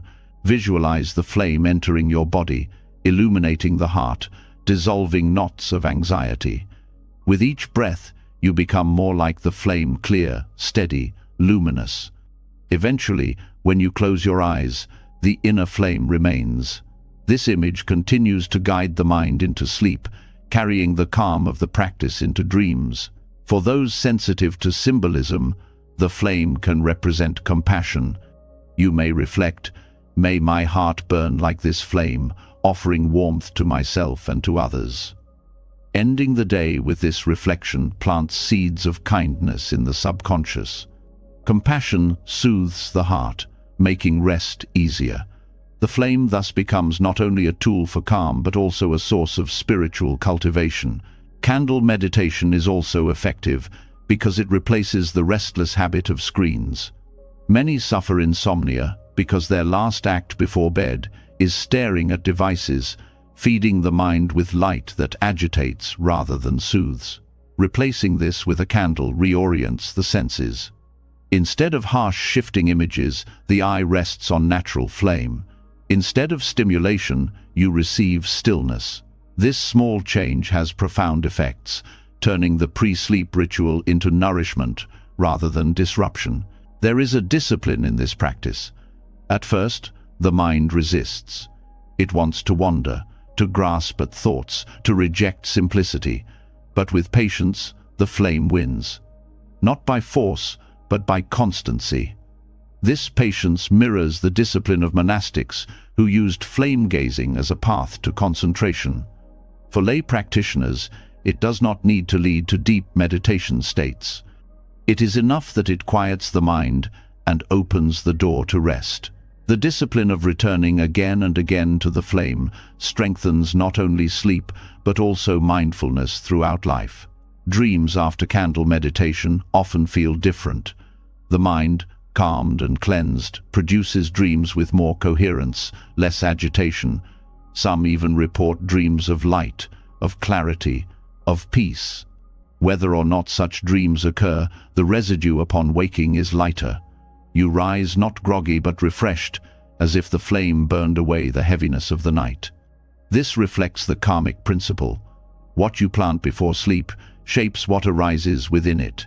Planting calm through the flame yields calm in return. Over time, candle meditation can transform insomnia entirely. Instead of dreading the night, you begin to welcome it as an opportunity to sit with the flame. Sleep ceases to be a demand and becomes a natural consequence of practice. Even if rest does not come immediately, the night feels purposeful. You are not trapped in frustration, but engaged in meditation. This reframing alone eases much of the suffering tied to sleeplessness. The practice can be expanded. After some minutes of gazing, you may close your eyes and visualize the flame at the heart, glowing steadily. You carry this image into sleep, letting it burn quietly as you drift. This visualization is protective, guarding against nightmares, guiding the subconscious toward clarity. The inner flame becomes a companion through the night, reminding you of stillness even in dreams. Ultimately, candle meditation is a return to simplicity. A single flame, steady in the dark, has the power to quiet the storm of the mind. It requires no complexity, no tools beyond awareness, no effort beyond returning. In its light, insomnia loses its grip, and rest flows naturally. The flame teaches patience, impermanence, compassion, and stillness, all while guiding you gently into sleep. In honoring this practice, you rediscover what has always been true. Peace is not hidden but present, waiting to be seen in the simplest of things. The flame teaches calm by drawing the mind into focus, its gentle steadiness, dissolving restlessness, and preparing the heart for surrender. But even when the mind quiets, the environment you rest in holds enormous influence. What surrounds your body in the night communicates directly to the subconscious, shaping how deeply you release and how safe you feel to let go. This is why Buddhist monasteries place so much importance on simplicity in bedding and environment. The monk's bed is not luxurious or cluttered. It is stripped down to essentials, carrying an atmosphere of order and serenity. In its plainness lies its power, because simplicity clears the subtle burdens that noise, clutter, and excess impose on the sleeping mind. Sleep is not only a function of biology, it is also shaped by signals. The body reads every texture, every object in the room, every impression of space. A messy environment whispers of unfinished business, of chaos unresolved. Ornate surroundings often spark attachment and desire, pulling the mind into restlessness. In contrast, simplicity sends a message of clarity. A bed that is neat, firm, and unadorned tells the body, this is a place of rest, not distraction. The subconscious, receiving this message, releases more easily. Monastic practice embraces this principle deeply. A monk's bed often consists of a thin mattress or mat, a plain sheet, and a simple blanket. The surrounding space is uncluttered, with few possessions. This austerity is not deprivation, but training. It teaches that comfort does not require excess, that rest arises not from abundance, but from alignment. For the monk, the bed is not an indulgence, but a tool of practice, a place where body and mind release into simplicity. In daily life, you can adopt this principle without replicating monastic austerity. The essence is not hardness, but clarity. Ask, does your bedding invite rest, or does it stimulate attachment? Piles of pillows, tangled sheets, overly ornate decor, all of these may seem comforting, but often stir subconscious agitation. Simplifying your sleep environment to the essentials, a supportive mattress, Clean sheets, a single or few pillows reduces these subtle disturbances. The environment becomes like the mind of meditation, clear, stable, uncluttered. Simplicity also affects how you meet the morning. A messy bed carries forward into the day, whispering of disorder. A simple, neatly arranged bed supports discipline. This is why many monastics make their beds with precision, treating the act as part of practice. To rise and leave behind order is to carry clarity into the day. To end the day with order is to invite serenity into the night. The rhythm becomes cyclical. Simplicity at night shapes simplicity in life, and simplicity in life shapes rest at night. There is also psychological freedom in simplicity. Excess in the sleep environment often reflects and reinforces attachment. Luxurious bedding may provide temporary pleasure, but it trains the mind to crave conditions, to believe rest is impossible without them. Monastic simplicity breaks this chain, teaching that rest is not dependent on abundance. By simplifying your environment, you teach your subconscious that peace is accessible without excess. This reduces craving and strengthens resilience, making rest more reliable. The monk's bed also symbolizes impermanence. It is not designed to hold attachments. It is designed to support the body as it rests and then dissolves into the next day. By practicing with a simple bed, monks are reminded that life itself is temporary, that comfort cannot be clung to. Bringing this symbolism into your own life changes how you view rest. The bed is no longer a throne of indulgence, but a resting place in the flow of impermanence. This perspective alone can dissolve the anxieties that keep you awake. Practical adjustments bring this wisdom into modern life. Keep the sleep space free from clutter. Remove objects that carry emotional weight or distraction. Use natural, breathable fabrics that support rest without indulgence. Keep colors simple, favoring calming tones over bright patterns. Treat the act of preparing the bed as ritual, smoothing sheets with care, aligning pillows with intention. Each gesture becomes meditation, reminding the body that it is entering a space of clarity. The discipline of simplicity also guards against overstimulation. Many people bring work, devices, or even meals into the bed, transforming it into a place of activity rather than rest. The subconscious then associates the bed with stimulation rather than release. Monastic discipline avoids this confusion. The bed is for rest, nothing more. By adopting this discipline, you retrain the mind. The moment you lie down, the body knows, this is rest time. The association strengthens over time, making sleep smoother and deeper. Simplicity in the sleeping environment also mirrors the inner simplicity you cultivate through meditation. Just as you strip away distractions in the mind to rest in awareness, you strip away distractions in the environment to rest in the body. The outer space reflects the inner state. Clutter outside fuels clutter inside. Order outside nurtures order inside. The monk's bed is therefore not only furniture, but a mirror of practice. Dreams, too, respond to environment. A cluttered room often produces chaotic dreams filled with unresolved fragments. A clear, simple space produces calmer dreams, reflecting the peace of the environment. This is another way in which environment influences subconscious activity. By simplifying what surrounds you, you shape what arises within you. The night becomes less turbulent, the mind less burdened. Over time, adopting simplicity in bedding and environment reshapes your relationship with rest itself. You begin to see that peace does not require abundance. You no longer cling to comfort as a possession, but recognize it as a natural state that arises when conditions are clear. This recognition is liberating. It reduces anxiety, increases resilience, and deepens rest. It is a lesson carried into all of life. The less you cling, the lighter you live. The monk's bed, in its quiet austerity, teaches serenity through absence. Absence of clutter, absence of indulgence, absence of distraction. Yet in that absence is fullness, fullness of clarity, of peace, of rest. To simplify your own sleeping environment is to honor this wisdom. It is to create a sanctuary not built on excess but on essence. In that sanctuary, the mind rests as naturally as the body, and sleep becomes not struggle but surrender. Simplicity in the bed and environment clears the ground for serenity, removing the clutter that unsettles the subconscious.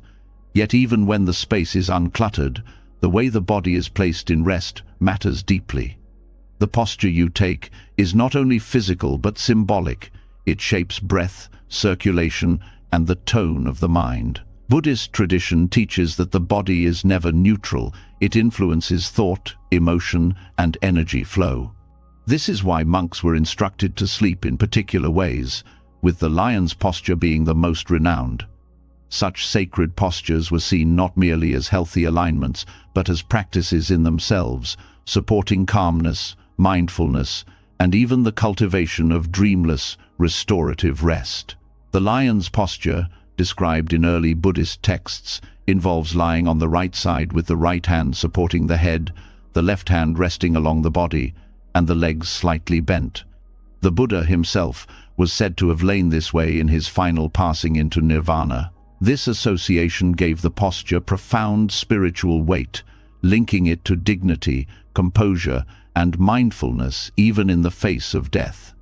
By adopting it nightly, practitioners align not only with physical well-being, but with a tradition of mindful surrender.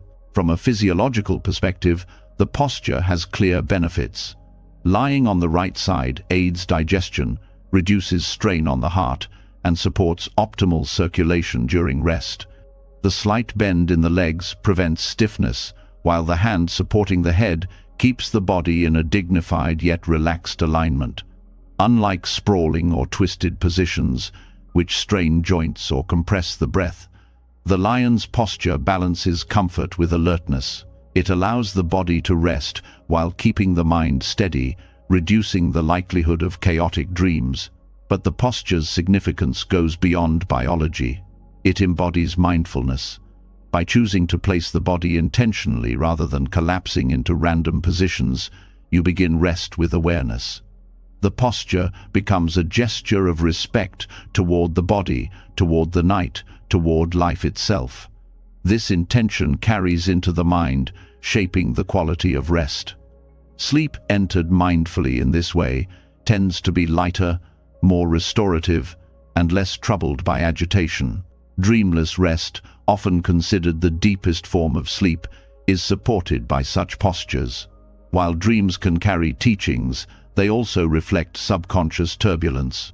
Too many dreams can leave the mind fatigued, as if it has not truly rested. By aligning the body in a posture associated with dignity and calm, you create conditions for deeper stillness. The body does not fight itself, the breath flows smoothly, and the mind is less likely to generate restless imagery. The lion's posture thus becomes a gateway to the kind of sleep that heals both body and mind. Other traditional postures also carry wisdom. Lying flat on the back, though not emphasized in Buddhist texts, has been associated with openness and surrender, yet it often produces vulnerability or snoring. Lying on the stomach is discouraged, as it compresses the breath and stirs agitation. The left side may strain the heart or liver, though it can aid certain digestive issues. Among these, the right side posture with mindfulness remains the most balanced, both in symbolism and in health. Beyond the lion's posture, Buddhism emphasizes stability in how the body is placed at rest. The bed should be arranged neatly, the posture aligned, and the mind settled. Each gesture matters. Carelessness in posture mirrors carelessness in mind. By practicing deliberate placement, you cultivate discipline even in unconscious states. The posture becomes a continuation of meditation, extending mindfulness into sleep. There is also a karmic dimension. The body reflects intention, and intention shapes karma. To rest in the lion's posture is to align yourself with mindfulness and dignity, planting seeds of calm in the subconscious. Dreams that arise from such a posture often carry clarity rather than confusion. Over time, the practice influences waking life as well, strengthening composure and steadiness. The posture becomes not only a way of sleeping, but a way of training the mind. Sacred postures also remind us of impermanence. The image of the Buddha resting in the lion's posture at his final passing is a profound teaching. Even in death, mindfulness remains. By adopting this posture nightly, you rehearse not only rest, but the art of letting go with dignity. Sleep becomes practice for death, and death becomes less frightening when rehearsed daily with awareness. This transforms sleep into more than recovery. It becomes spiritual preparation. Practical steps make the posture accessible. As you lie down, place yourself on the right side. Support the head gently with the right hand or with a small pillow, ensuring the neck remains aligned. Let the left hand rest comfortably along the thigh. Bend the knees slightly, just enough to ease the lower back. Breathe slowly, feeling the body settle into alignment. As you rest, recall the symbolism. This is the posture of mindfulness, the posture of the Buddha. Let the dignity of that memory soften the mind into stillness. For those unaccustomed to the posture, adjustments may be needed. A pillow between the knees can ease strain. A cushion under the arm can provide comfort. The goal is not rigid imitation, but mindful alignment. Over time, the body adapts, and the posture becomes natural. What matters most is the intention carried with it, the act of choosing a posture that supports clarity rather than indulging in restlessness. This practice also extends beyond personal rest. When shared with families, it becomes a cultural gesture, teaching children that even sleep can carry dignity and mindfulness. Instead of collapsing into bed distracted, they learn to lie down with awareness. This small discipline plants seeds of respect for the body and mind that grow throughout life. The bedroom becomes not merely a place of collapse, but a place of practice. Dreams and rest, after practicing sacred postures, often reflect the quality of alignment. The body aligned, the breath steady, the mind at ease. These conditions carry into the subconscious. Nightmares diminish, clarity increases, and rest deepens. Over years, the practice strengthens resilience, both in sleep and in waking life. The posture becomes a nightly meditation, training patience, awareness, and calm. Ultimately, sacred postures remind us that the body and mind are inseparable. How you place the body influences the mind. How you train the mind influences the body. By honoring the lion's posture and other mindful alignments, you bring dignity into rest. You transform the act of lying down into an act of practice. Sleep ceases to be unconscious collapse and becomes a continuation of the path. In this way, every night becomes sacred, every posture a teaching, every rest a preparation for clarity and peace. You've just journeyed through a treasury of timeless wisdom, 21 Buddhist lessons to transform the way you approach sleep and the way you live. From seeing sleep as a glimpse of nirvana, to releasing each night as a daily death, from dream yoga to mindful yawning, from gratitude to noble silence, from simple monk's bedding to the lion's posture, each teaching carries one truth. Rest is not only about the body, it is about the heart and the mind. When you bring compassion, clarity, and awareness into the night, you don't just sleep better, you wake lighter, calmer, and more alive. Every practice you've heard tonight is an invitation to release the weight of the day, to let go of old patterns, and to step into the quiet sanctuary that's always been within you. These lessons are not distant philosophies. They're tools you can use right now, tonight, to rest deeper and live with more peace. Now, I'd love to hear from you. Which of these teachings spoke to you the most? Was it the noble silence before bed, the candle meditation, or the empty pillow practice? Share your reflections in the comments below. I read each one, and your insights might inspire someone else who is struggling too.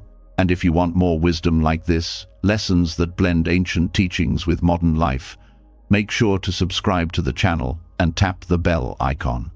That way, you won't miss the next journey into the art of living with clarity, compassion, and joy. Until next time, rest well, live kindly, and may your nights be filled with peace.